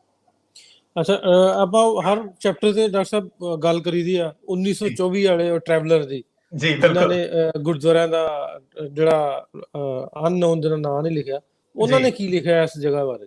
ਹਾਂਜੀ, ਉਹਨਾਂ ਨੇ ਜਿਹੜੀ ਕਿਤਾਬ ਹੈਗੀ ਆ, ਤੁਸੀਂ ਜਿਹਦਾ ਜ਼ਿਕਰ ਕਰਦੇ ਹੋ, ਸ਼੍ਰੀ ਗੁਰਧਾਮ ਦੀਦਾਰ, ਇਹ ਹੂੰ 1924 ਵਿੱਚ ਕਿਤਾਬ ਲਿਖੀ ਗਈ ਹੈ, ਜਿਹਦਾ ਆਥਰ ਅਨਨੋਨ ਹੈ। ਉਹਨੇ ਹਰ ਇੱਕ ਗੁਰਦੁਆਰੇ ਜਾ ਕੇ, ਸਾਈਕਲ ਤੇ ਜਾ ਕੇ ਉਹਨੇ ਹਰ ਇੱਕ ਦਾ ਵਿਜ਼ਿਟ ਕੀਤਾ। ਉਹ ਇਸ ਗੁਰਦੁਆਰਾ ਲਾਲ ਖੂਹੀ ਬਾਰੇ ਲਿਖਦੇ ਆ, ਇੱਥੋਂ ਦੀ ਹਾਲਤ ਸਧਾਰਨ ਹੈ। ਕਿਲੇ ਦੇ ਕਪਤਾਨ ਮੇਜਰ ਮਕਰੇ ਸਾਹਿਬ ਨੇ ਬਿਜਲੀ ਰੋਸ਼ਨੀ ਲਈ ਲਵਾਈ ਹੈ। ਕੋਈ ਪੱਕੀ ਆਮਦਨ ਨਾ ਹੋਣ ਕਰਕੇ ਲੰਗਰ ਦਾ ਪ੍ਰਬੰਧ ਨਹੀਂ ਹੈ। ਰੇਲਵੇ ਸਟੇਸ਼ਨ ਬਦਾਮੀ ਬਾਗ ਤੋਂ ਅੱਧ ਮੀਲ ਤੇ ਲਾਹੌਰ ਜੰਕਸ਼ਨ ਤੋਂ 1 ਮੀਲ ਹੈ। ਮਤਲਬ ਉਹਨੇ ਐਗਜ਼ੈਕਟ ਉਹਦੀ ਜਗ੍ਹਾ ਵੀ ਜਿਹੜੀ ਹੈਗੀ ਉਹ ਦੱਸ ਦਿੱਤੀ ਹੈ, ਉਹਦੀ ਲੋਕੇਸ਼ਨ ਉਹਨੂੰ ਡਿਟੇਲ ਕਰਤਾ ਹੈ। ਹੁਣ ਜਿਹੜਾ ਮੇਜਰ ਮਕਰੇ ਹੈ, ਮੈਂ ਹਿਸਟਰੀ 'ਚ ਬਹੁਤ ਲੱਭਣ ਦੀ ਕੋਸ਼ਿਸ਼ ਕੀਤੀ ਕਿ ਲਾਹੌਰ ਫੋਰਟ ਦੇ ਨਾਲ ਮੇਜਰ ਮਕਰੇ ਲੱਭਣ। ਮੈਨੂੰ ਹੈਨਰੀ ਨੇਪੀਅਰ ਮਕਰੇ ਇੱਕ ਨਾਮ ਦੇ ਕੈਪਟਨ ਲੱਭੇ ਨੇ ਲਾਹੌਰ ਫੋਰਟ ਦੇ, ਸ਼ਾਇਦ ਉਹ ਹੋਣਗੇ। ਆਪਣੇ ਇਹਨਾਂ ਪ੍ਰੋਗਰਾਮ ਦਾ ਮਕਸਦ ਇਹ ਹੈ ਕਿ ਆਪਾਂ ਪਾਕਿਸਤਾਨ 'ਚ ਲਾਹੌਰ 'ਚ ਰਹਿਣ ਵਾਲੇ ਹਿਸਟੋਰੀਅਨਸ ਨੂੰ ਨਾਲ ਜੋੜੀਏ, ਤਾਂ ਕਿ ਇਹ ਜਿਹੜੇ ਪੁਰਾਣੇ ਤੱਥ ਆਪਾਂ ਨੂੰ ਲੱਭ ਰਹੇ ਆ, ਉਹਨਾਂ ਨੂੰ ਜਿਹੜੇ ਹੈਗਾ ਤਣੀਆਂ ਉਹਨਾਂ ਦੀਆਂ ਆਪਾਂ ਜੋੜ ਸਕੀਏ। ਸੋ ਉਹਨਾਂ ਨੇ ਆਪਣੀ ਕਿਤਾਬ 'ਚ ਲਿਖਿਆ ਕਿ ਉਸ ਵੇਲੇ 1924 'ਚ ਕੋਈ ਲੰਗਰ ਦੀ ਸੁਵਿਧਾ ਹੈ ਨਹੀਂ ਗੀ, ਕਿਉਂਕਿ ਇੰਨੀ ਜ਼ਿਆਦਾ ਆਮਦਨ ਹੈ ਨਹੀਂ ਗੀ। ਤੇ ਮੇਜਰ ਸਾਹਿਬ ਨੇ, ਮੇਜਰ ਮਕਰੇ ਨੇ ਇੱਥੇ ਲਾਈਟ ਬਿਜਲੀ ਲਵਾਈ ਹੈ। ਤੇ ਗੁਰਦੁਆਰਾ ਰੇਲਵੇ ਸਟੇਸ਼ਨ ਬਦਾਮੀ ਬਾਗ ਤੋਂ ਅੱਧਾ ਮੀਲ ਹੈ ਤੇ ਲਾਹੌਰ ਜੰਕਸ਼ਨ ਤੋਂ 1 ਮੀਲ ਦੀ ਦੂਰੀ ਤੇ ਹੈ। ਜੀ ਢਿੱਲੋਂ ਸਾਹਿਬ। ਡਾਕਟਰ ਸਾਹਿਬ, ਐਸਜੀਪੀਸੀ ਨੇ ਇਸ ਗੁਰਦੁਆਰਾ ਦਾ ਕੰਟਰੋਲ ਆਪਣੇ ਕੋਲ ਲਿਆ ਸੀ ਉਦੋਂ, ਫਿਰ ਜਦੋਂ ਹੋਇਆ ਸਾਰਾ ਗੁਰਦੁਆਰਾ ਸੁਧਾਰ ਲਹਿਰ ਵਾਲਾ? ਜੀ ਬਿਲਕੁਲ। ਇਹ 1927 ਦੇ ਵਿੱਚ ਐਸਜੀਪੀਸੀ ਨੇ ਇਸ ਗੁਰਦੁਆਰਾ ਨੂੰ ਆਪਣੇ ਚਾਰਜ ਵਿੱਚ ਲੈ ਲਿਆ, ਆਪਣੇ ਕੰਟਰੋਲ 'ਚ ਲੈ ਲਿਆ। ਬਿਲਡਿੰਗ ਬਹੁਤ ਛੋਟੀ ਸੀ, ਇਸ ਕਰਕੇ ਉਹਨਾਂ ਨੇ ਡੋਨੇਸ਼ਨਸ ਦੇ ਲਈ ਅਖਬਾਰਾਂ 'ਚ ਐਡ ਦਿੱਤੀ ਵੀ ਸਾਨੂੰ ਫੰਡ ਚਾਹੀਦੇ ਆ। 6500 ਰੁਪਈਆ ਉਹਨਾਂ ਨੇ ਕੀਮਤ ਰੱਖੀ ਵੀ ਅਸੀਂ ਜਿਹੜਾ ਨਾਲ ਦਾ ਘਰ ਹੈਗਾ ਉਹ ਖਰੀਦਣਾ ਚਾਹੁੰਦੇ ਆ 6500 ਰੁਪਈਏ ਦੇ ਵਿੱਚ। ਉਹਦੇ ਰਿਸਪੌਂਸ ਦੇ ਵਿੱਚ ਫਿਰ ਮਲਾਇਆ ਤੋਂ ਪੈਸੇ ਆਏ। ਮਲਾਇਆ ਤੋਂ ਭਗਵਾਨ ਸਿੰਘ ਸੀਗੇ, ਸਨ ਆਫ ਗੁਰਦਿੱਤ ਸਿੰਘ ਆਹਲੂਵਾਲੀਆ। ਇਹਨਾਂ ਦਾ ਪਿੰਡ ਸੀਗਾ ਗੁੜ ਆਲਾ, ਡਿਸਟ੍ਰਿਕਟ ਗੁਰਦਾਸਪੁਰ। ਭਗਵਾਨ ਸਿੰਘ ਸਨ ਆਫ ਗੁਰਦਿੱਤ ਸਿੰਘ ਆਹਲੂਵਾਲੀਆ ਨੇ ਪੈਸੇ ਭੇਜੇ, ਜਿਹਦੇ ਕਰਕੇ ਫਿਰ ਇਹ ਜਿਹੜਾ ਗੁਰਦੁਆਰਾ ਸਾਹਿਬ ਦੀ ਐਕਸਪੈਂਸ਼ਨ ਕੀਤੀ ਗਈ, ਨਾਲ ਦੀ ਜਗ੍ਹਾ ਲਈ ਗਈ। ਤੇ ਫਿਰ ਇਹਦੇ ਨਾਲ ਇੱਕ ਦੁਕਾਨ ਹੁੰਦੀ ਸੀ, ਇੱਕ ਨਾਲ ਜਗ੍ਹਾ ਲੱਗੀ। 14 ਮਰਲੇ ਲੈਂਡ ਲੱਗੀ ਪਿੰਡ ਖੋਖਰ ਦੇ ਵਿੱਚ ਜਾ ਕੇ। ਤੇ 47 ਦੇ ਵੇਲੇ ਇਹ ਗੁਰਦੁਆਰਾ ਸਾਹਿਬ ਕਾਫੀ ਵਧੀਆ ਹਾਲਤ 'ਚ ਬਣ ਗਿਆ ਚੁੱਕਾ ਸੀ, ਤੇ ਇੱਥੇ 40 ਬੱਚੇ ਰਹਿੰਦੇ ਸੀ ਜਿਹੜੇ ਕਿ ਗੂੰਗੇ ਸੀ, ਜਿਹੜੇ ਬੋਲ ਨਹੀਂ ਸੀ ਸਕਦੇ, ਤੇ ਉਹਨਾਂ ਨੂੰ ਅਕੋਮੋਡੇਸ਼ਨ ਤੱਕ ਵੀ ਇਸ ਗੁਰਦੁਆਰਾ ਸਾਹਿਬ ਵੱਲੋਂ ਜਿਹੜੀ ਪ੍ਰੋਵਾਈਡ ਕੀਤੀ ਜਾਂਦੀ ਸੀ। ਸੋ ਹੌਲੀ ਹੌਲੀ ਕਹਿ ਲਓ ਵੀ 1927 ਤੋਂ ਲੈ ਕੇ 47 ਤੱਕ ਇਸ ਗੁਰਦੁਆਰਾ ਸਾਹਿਬ ਦੀ ਸਥਿਤੀ ਸੀ, ਉਹਦੇ ਵਿੱਚ ਕਾਫੀ ਜਿਹੜਾ ਸੀ ਉਹ ਸੁਧਾਰ ਹੋ ਚੁੱਕਾ ਸੀ ਵਿਦ ਟਾਈਮ। ਜੀ ਡਾਕਟਰ ਸਾਹਿਬ। ਅੱਛਾ ਡਾਕਟਰ ਸਾਹਿਬ, ਉਹਦੀ ਧੀ ਦੀ ਗੱਲ ਹੋਣ ਰਹੀ ਸੀ, ਉਹਦੀ ਫੈਮਿਲੀ ਦਾ ਫਿਰ ਅੱਗੋਂ ਕੋਈ ਹਵਾਲਾ ਮਿਲਿਆ ਉਹਦੇ ਟੱਬਰ ਦਾ ਵੀ ਕਿੱਥੇ ਹੁਣ ਉਸ ਤੋਂ ਬਾਅਦ ਵੀ ਕਿੱਥੇ ਗਏ, ਜਾਂ ਹੁਣ ਕੋਈ ਉਹਨਾਂ ਦਾ ਕੋਈ ਹੋਵੇ? ਕਿਹਦਾ, ਇੱਕ ਮਿੰਟ ਦੁਬਾਰਾ ਕੁਐਸਚਨ ਰਿਪੀਟ ਕਰਨਾ ਜੀ। ਚੰਦੂ ਦੇ। ਹਾਂਜੀ ਠੀਕ ਹੈ। ਚੰਦੂ ਦੀ ਜਿਹੜੀ ਅੱਗੇ ਫੈਮਿਲੀ ਹੈਗੀ ਆ, ਉਹਦਾ ਆਪਾਂ ਨੂੰ ਜ਼ਿਕਰ ਇਤਿਹਾਸ 'ਚ ਅੱਗੇ ਮਿਲ ਜਾਂਦਾ ਕਿ ਉਹਦਾ ਜਿਹੜਾ ਬੇਟਾ ਸੀ, ਉਹ ਜਦੋਂ ਗੁਰੂ ਸਾਹਿਬ ਦੀ 6ਵੇਂ ਪਾਤਸ਼ਾਹੀ ਦੀ ਜਦੋਂ ਰੋਹਿਲਾ ਦੇ ਵਿੱਚ ਇੱਕ ਵਾਰੀ ਫਿਰ ਦੁਬਾਰਾ ਜਿਹੜੀ ਹੈਗੀ ਲੜਾਈ ਹੋਈ ਹੈ, ਉੱਥੇ ਕੋਈ ਲੋਕਲ ਮਹੰਤ ਸੀ ਜਿਹੜਾ ਕਿ ਸ਼ਹਿਰ ਦੇ ਵਿੱਚ ਲੋਕਾਂ ਨੂੰ ਤੰਗ ਕਰਦਾ ਸੀ। ਉਸ ਨੂੰ ਕੱਢਣ ਦੇ ਵੇਲੇ ਜਦੋਂ 6ਵੇਂ ਪਾਤਸ਼ਾਹ ਆਪਣੇ ਸਿੱਖਾਂ ਦੇ ਨਾਲ ਉੱਥੇ ਗਏ ਨੇ, ਤੇ ਉਸ ਵੇਲੇ ਚੰਦੂ ਦਾ ਬੇਟਾ ਸੀ, ਕਰਮਚੰਦ ਸ਼ਾਇਦ ਉਹਦਾ ਨਾਮ ਹੈ, ਉਹ ਵੀ ਉਸ ਲੜਾਈ ਦੇ ਵਿੱਚ ਮਾਰਿਆ ਗਿਆ ਸੀ। ਸੋ ਉਸ ਦਾ ਉੱਥੇ ਤੱਕ ਹੀ ਜਿਹੜਾ ਹੈਗਾ ਮੈਨੂੰ ਉਸ ਲੜਾਈ ਦੇ ਵਿੱਚ ਜਿਹੜਾ ਜ਼ਿਕਰ ਮਿਲਿਆ ਹੈ। ਉਸ ਤੋਂ ਬਿਨਾਂ ਮੈਂ ਉਹਦੇ ਬਾਰੇ ਕੋਈ ਡਿਟੇਲ ਨਹੀਂ ਦੱਸ ਸਕਿਆ। ਹੁਣ ਜਿਹੜਾ ਮਾਡਰਨ ਇਤਿਹਾਸਕਾਰ ਨੇ, ਮਤਲਬ ਜਿੰਨੇ ਨਵੇਂ ਇਤਿਹਾਸਕਾਰ ਨੇ, ਉਹ ਕੋਈ ਕਹਿ ਲਓ ਵੀ ਇਹਦੇ ਬਾਰੇ ਚੰਦੂ ਦੀ ਫਰਦਰ ਫੈਮਿਲੀ ਦੇ ਵਿੱਚ ਕੀ ਲੋਕੀ ਗਏ, ਕਿ ਮਤਲਬ ਇਸ ਵੇਲੇ ਕੀ ਉਹਨਾਂ ਦੇ ਕੋਈ ਵੰਸ਼ ਹੈਗੇ ਆ, ਮੈਂ ਉਹਦੇ ਬਾਰੇ ਨਹੀਂ ਕਹਿ ਸਕਦਾ। ਪਰ ਉਸ ਵੇਲੇ ਦੀ ਮੈਂ ਤੁਹਾਨੂੰ ਕਹਾਣੀ ਦੱਸ ਦਿੰਦਾ ਕਿ ਜਦੋਂ 6ਵੇਂ ਪਾਤਸ਼ਾਹ ਉੱਥੇ ਗਏ ਨੇ, ਉੱਥੇ ਭਗਵਾਨ ਦਾਸ ਗਿਰਾੜ ਨਾਮ ਦਾ ਇੱਕ ਬੰਦਾ ਸੀ, ਕਹਿੰਦੇ ਸੀ ਉਹਨੇ ਸ਼ਹਿਰ ਤੇ ਕਬਜ਼ਾ ਕੀਤਾ ਹੋਇਆ, ਭਗਵਾਨ ਦਾਸ। ਜਦੋਂ ਭਗਵਾਨ ਦਾਸ ਦੇ ਨਾਲ ਸਿੱਖਾਂ ਦੇ ਕੋਈ ਤਲਖੀ ਹੋਈ, ਜਿਹੜਾ ਗੁਰੂ ਹਰਗੋਬਿੰਦ ਪਾਤਸ਼ਾਹ ਦੀ ਫੌਜ ਗਈ, ਭਗਵਾਨ ਦਾਸ ਮਾਰਿਆ ਗਿਆ। ਤੇ ਉਹਦਾ ਜਿਹੜਾ ਬੇਟਾ ਸੀ ਰਤਨ ਚੰਦ, ਉਹਨੇ ਉਸ ਵੇਲੇ ਚੰਦੂ ਦਾ ਜਿਹੜਾ ਬੇਟਾ ਸੀ ਕਰਮਚੰਦ ਦੇ ਨਾਲ ਦੋਸਤੀ ਕਰਕੇ ਇਹ ਪਹੁੰਚ ਗਏ ਅਲੀ ਬੇਗ ਦੇ ਕੋਲ। ਅਲੀ ਬੇਗ ਕੌਣ ਸੀ? ਅਬਦੁੱਲਾ ਖਾਨ, ਜਿਹੜਾ ਕਿ ਜਲੰਧਰ ਦਾ ਸੂਬੇਦਾਰ ਸੀ।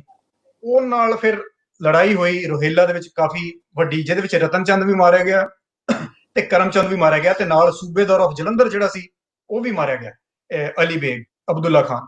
ਸੋ ਇਹ ਕਾਫੀ ਇੱਕ ਵੱਡੀ ਲੜਾਈ ਸੀ ਜਿਹੜੀ ਰੋਹਿਲਾ ਦੇ ਵਿੱਚ ਮੁੜ ਕੇ ਹੋਈ ਹੈ। ਬਟ ਇਹੀ ਲਾਸਟ ਐਂਟਰੀ ਮੈਨੂੰ ਇੱਕ ਮਿਲੀ ਹੈ ਚੰਦੂ ਦੇ ਬੇਟੇ ਰਤਨ ਚੰਦ ਦੇ ਨਾਲ, ਜਿਹਨੇ ਮਿਲ ਕੇ, ਜਿਹਦਾ ਨਾਮ ਸੀ ਕਰਮਚੰਦ ਦੀ। ਉਸ ਤੋਂ ਬਾਅਦ ਮੈਨੂੰ ਕੋਈ ਫਰਦਰ ਫਿਊਚਰ ਇਹਨਾਂ ਦੀਆਂ ਜਿਹੜੀਆਂ ਜਨਰੇਸ਼ਨਸ ਹੈਗੀਆਂ ਉਹਨਾਂ ਦੇ ਬਾਰੇ ਜਿਹੜੀ ਹੈਗੀ ਆ ਉਹ ਮੈਨੂੰ ਕੋਈ ਹਾਸਲ ਨਹੀਂ ਹੋ ਸਕਿਆ ਕੋਈ ਰਿਕਾਰਡ ਜੀ। ਡਾਕਟਰ ਸਾਹਿਬ ਵੱਡੇ ਪੰਨੂ ਸਾਹਿਬ ਵੇਖ ਰਹੇ ਨੇ, ਚਰਨਜੀਤ ਪੰਨੂ ਸਾਹਿਬ ਤੁਹਾਡੇ ਫਾਦਰ ਸਾਹਿਬ, ਤੇ ਅਲਰਟ ਹੋ ਜਾਓ। ਵੈਲਕਮ ਪੰਨੂ ਸਾਹਿਬ, ਤੁਸੀਂ ਆਏ ਸਾਡੇ ਪ੍ਰੋਗਰਾਮ ਦਾ ਹਿੱਸਾ ਬਣੇ। ਰਿਸ਼ਪਾਲ ਔਲਖ, ਮਨਦੀਪ ਜੀ, ਜਸਬੀਰ ਜੀ, ਕੇਵਲ ਹਾਇਰ, ਕੇਵਲ ਜੀ ਕੋਈ ਗੱਲ ਨਹੀਂ, ਜਿਹੜਾ ਕੁਝ ਜਿਵੇਂ ਕਹੀ ਜਾਂਦਾ ਕਹੀ ਜਾਣ ਦੋ, ਕੋਈ ਚੱਕਰ ਨਹੀਂ। ਰਸ਼ੀਦ ਅੰਜਮ ਜੀ, ਤੁਹਾਡਾ ਸਾਰਿਆਂ ਦਾ ਬਹੁਤ ਸ਼ੁਕਰੀਆ। ਡਾਕਟਰ ਸਾਹਿਬ ਤੁਹਾਡਾ ਵੀ ਸ਼ੁਕਰੀਆ। ਅੱਜ ਦਾ ਅਸੀਂ 45 ਮਿੰਟ ਰੱਖਿਆ ਸੀ ਤੇ 55 ਮਿੰਟ ਹੋ ਗਿਆ ਪ੍ਰੋਗਰਾਮ ਜੀ। Thank you. ਸੋ ਕੱਲ ਫੇਰ ਇੱਕ ਨਵੇਂ ਚੈਪਟਰ ਨਾਲ ਤੁਹਾਨੂੰ ਫੇਰ ਦੇਵਾਂਗੇ, ਜ਼ਹਿਮਤ ਦਾਂਗੇ, ਤਕਲੀਫ ਦਾਂਗੇ, ਤੁਸੀਂ ਫੇਰ ਇੱਕ ਵਾਰੀ ਆਇਓ। ਤੇ ਜਿੰਨੇ ਵੀ ਦੋਸਤ ਸਾਨੂੰ ਇਸ ਵੇਲੇ ਵੇਖਦੇ ਪਏ ਨੇ ਦੋਵਾਂ ਚੈਨਲਸ ਤੇ, ਉਹਨਾਂ ਨੂੰ ਰਿਕੁਐਸਟ ਹੈ ਕਿ ਇੱਕ ਵਾਰੀ ਸ਼ੇਅਰ ਜ਼ਰੂਰ ਕਰ ਦਿਓ ਇਸ ਵੀਡੀਓ ਨੂੰ, ਤਾਂ ਕਿ ਸਾਰਿਆਂ ਤੱਕ ਵੀਡੀਓ ਪਹੁੰਚੇ। ਜੀ ਡਾਕਟਰ ਸਾਹਿਬ ਜੀ, ਮੈਂ ਆਪਣੇ ਸਾਰੇ ਦੋਸਤਾਂ ਨੂੰ ਦਿਖਾ ਦੇਵਾਂ ਕਿ ਜਦੋਂ ਵੀ ਤੁਸੀਂ ਪਾਕਿਸਤਾਨ ਜਾਓ, ਇਹ ਜਗ੍ਹਾ ਦੇ ਕੋਲ ਬਰਫੀ ਬਾਜ਼ਾਰ ਹੈ, ਇੱਥੋਂ ਜਾ ਕੇ ਜ਼ਰੂਰ ਬਰਫੀ ਖਰੀਦੋ। ਬਰਫੀ ਲਈ ਬਹੁਤ ਮਸ਼ਹੂਰ ਜਗ੍ਹਾ ਹੈ। ਤੇ ਇਹ ਗੁਰਦੁਆਰਾ ਲਾਲ ਖੂਹੀ ਹੈ, ਮੋਚੀ ਗੇਟ, ਉਹਦੇ ਵਿੱਚ ਕਿ ਜਿਹੜੀ ਕਿ ਤੁਹਾਨੂੰ ਇਹ ਜਗ੍ਹਾ ਇਸ ਤਰ੍ਹਾਂ ਨਜ਼ਰ ਆਏਗੀ। ਇਹ ਉਹ ਜਗ੍ਹਾ ਹੈ, ਇਤਿਹਾਸਿਕ ਜਗ੍ਹਾ ਹੈ, ਜਿੱਥੇ ਗੁਰੂ ਸਾਹਿਬ ਦੇ ਉੱਤੇ ਟਾਰਚਰ ਕੀਤਾ ਗਿਆ। ਤੇ ਇੱਥੋਂ ਕਿਹਾ ਜਾਂਦਾ ਕਿ ਇੱਥੋਂ ਟਰਾਂਸਪੋਰਟੇਸ਼ਨ ਦੇ ਲਈ ਕਿਸੇ ਹੋਰ ਜਗ੍ਹਾ ਤੇ ਲੈ ਕੇ ਜਾ ਰਹੇ ਸੀ, ਜਿੱਥੇ ਕਿ ਫਿਰ ਰਸਤੇ ਚ ਰਾਵੀ ਦੇ ਵਿੱਚ ਉਹਨਾਂ ਨੂੰ ਜਿੱਦਾਂ ਅਸੀਂ ਪੁਸ਼ ਕਰ ਦਿੱਤਾ ਗਿਆ ਸੀ। ਇਹਦੇ ਬਾਰੇ ਆਪਾਂ ਢਿੱਲੋਂ ਸਾਹਿਬ ਦੇ ਨਾਲ ਕਿਸੇ ਅਗਲੇ ਆਪਾਂ ਚੈਪਟਰ 'ਚ ਗੱਲਬਾਤ ਬਿਲਕੁਲ ਕਰਾਂਗੇ ਵੀ ਜੇ ਟਾਰਚਰ ਇੱਥੇ ਹੋਇਆ, ਚੰਦੂ ਦੀ ਹਵੇਲੀ ਇੱਥੇ ਸੀ, ਇਹਨਾਂ ਦਾ ਜਿਹੜਾ ਗੁਰਦੁਆਰਾ ਡੇਰਾ ਸਾਹਿਬ ਹੈ ਉਹ ਦੂਰ ਕਿਵੇਂ ਹੈ, ਉਹਦੇ ਬਾਰੇ ਪ੍ਰਾਇਮਰੀ ਸੋਰਸਿਸ ਕੀ ਕਹਿੰਦੇ ਨੇ, ਪੁਰਾਣੀਆਂ ਬੁੱਕ ਐਂਟਰੀ ਬਹੁਤ ਕੁਝ ਮਿਲ ਜਾਂਦੀ ਹੈ ਅਲੱਗ ਸਿੱਖ ਸਰੋਤਾਂ ਤੋਂ। ਆਪਾਂ ਉਹਦੇ ਬਾਰੇ ਅਲੱਗ ਪ੍ਰੋਗਰਾਮ ਕਰਾਂਗੇ। ਅੱਜ ਦਾ ਪ੍ਰੋਗਰਾਮ ਸਿਰਫ ਚੰਦੂ ਦੇ ਬਾਰੇ ਸੀ। ਆਪਾਂ ਚੰਦੂ ਦੇ ਬਾਰੇ ਇੰਨੀ ਦੁਬਿਧਾ ਰਹਿੰਦੀ ਹੈ, ਉਹਨੂੰ ਥੋੜਾ ਕਲੀਅਰ ਕਰਨ ਦੀ ਇੱਕ ਛੋਟੀ ਜਿਹੀ ਨਿਮਾਣੀ ਜਿਹੀ ਜਿਹੜੀ ਕੋਸ਼ਿਸ਼ ਕੀਤੀ ਹੈ। ਮੈਨੂੰ ਆਸ ਹੈ ਕਿ ਕਿਤਾਬ ਦੇ ਪਿੱਛੇ ਜਿਹੜੇ ਮੈਂ references, and notes, page number ਲਿਖੇ ਹੋਏ ਨੇ, ਸਾਡੇ ਸੁਣਨ ਵਾਲੇ ਉਹ ਪੇਜ ਨੰਬਰ ਉਹਨਾਂ ਕਿਤਾਬਾਂ ਚੋਂ ਜ਼ਰੂਰ ਜਾ ਕੇ ਪੜ੍ਹਨਗੇ, ਤਾਂ ਕਿ ਖੁਦ ਆਪਣੀ ਜਿਹੜੀ ਹੈਗੀ ਆ ਲਿਆਕਤ ਕਹਿ ਲਓ ਜਾਂ ਟਾਈਮ ਕਹਿ ਲਓ, ਉਹਨੂੰ ਇਦਾਂ ਵਧਾਉਣ, ਤਾਂ ਕਿ ਆਪਾਂ ਖੁਦ ਸਾਰੇ ਆਪੋ ਆਪ ਆਪਣੀ ਰਿਸਰਚ ਜਿਹੜੀ ਉਹਨੂੰ ਖੁਦ ਜਿਹੜੀ ਹੈਗੀ ਆ ਉਹ ਕਰੀਏ ਜੀ। ਇੱਕ ਐਸੇ ਕਮੈਂਟ ਤੇ ਵੀ ਨਜ਼ਰ ਪਾ ਦਿਓ। ਹਾਂਜੀ, ਮੈਂ ਦੇਖ ਲਿਆ ਜੀ। ਟਾਈਮ ਦਾ ਖਿਆਲ ਰੱਖੋ ਜੀ। ਬਹੁਤ ਬਹੁਤ ਸ਼ੁਕਰੀਆ। ਇਹਦਾ ਮਤਲਬ ਹੈ ਵੀ ਆਪਣਾ ਪੂਰੀ ਬਿਸਤਰਾ ਬੰਦ ਕਰੋ। ਆਪਾਂ ਬੰਦ ਕਰਨ ਲੱਗੇ ਜੀ, ਤੇ ਮੇਰੇ ਵੀ ਵੈਸੇ ਪੇਸ਼ੈਂਟ ਵੇਟ ਕਰ ਰਹੇ ਆ। ਮੈਂ ਵੀ ਚੱਲਾਂ। ਲੇਟ ਹੈ, ਆਪਾਂ ਕੋਸ਼ਿਸ਼ ਕਰਾਂਗੇ ਕੱਲ ਤੋਂ ਅਰਲੀ ਕਰਨ ਦਾ। ਤੇ ਬਹੁਤ ਸ਼ੁਕਰੀਆ ਸਾਰੇ ਦੋਸਤਾਂ ਦਾ ਜਿਹੜੇ ਜਿਨ੍ਹਾਂ ਨੇ ਜੁਆਇਨ ਕੀਤਾ ਸੀ। ਕੱਲ ਅਰਲੀ ਤੁਹਾਡੇ ਨਾਲ ਜੁੜਨ ਦੀ ਕੋਸ਼ਿਸ਼ ਕਰਾਂਗੇ। ਪਰਮਜੀਤ ਸਿੰਘ ਕਪੂਰ ਜੀ, ਡਾਕਟਰ ਸਾਹਿਬ, ਕਿਉਂਕਿ ਇਹਨਾਂ ਦੇ ਅਰਲੀ ਮਾਰਨਿੰਗ ਇਹਨਾਂ ਕਲੀਨਿਕ 'ਚ ਵੀ ਜਾਣਾ ਹੁੰਦਾ, ਆਪਣੇ ਡਾਕਟਰ ਨੇ ਪ੍ਰੋਫੈਸ਼ਨ ਤੋਂ, ਤੇ ਉੱਠੇ ਲੇਟ ਨੇ। ਕੱਲ ਤੋਂ ਕੋਸ਼ਿਸ਼ ਕਰਾਂਗੇ ਇਹਨਾਂ ਨੂੰ ਟਾਈਮ ਨਾਲ ਉਠਾਉਣ ਦੀ ਤੇ ਤੁਹਾਡੇ ਰੂਬਰੂ ਕਰਨ ਦੀ। ਕੱਲ ਮਿਲਦੇ ਆ, ਰੱਬ ਰੱਖਾ। ਸਤਿ ਸ਼੍ਰੀ ਅਕਾਲ।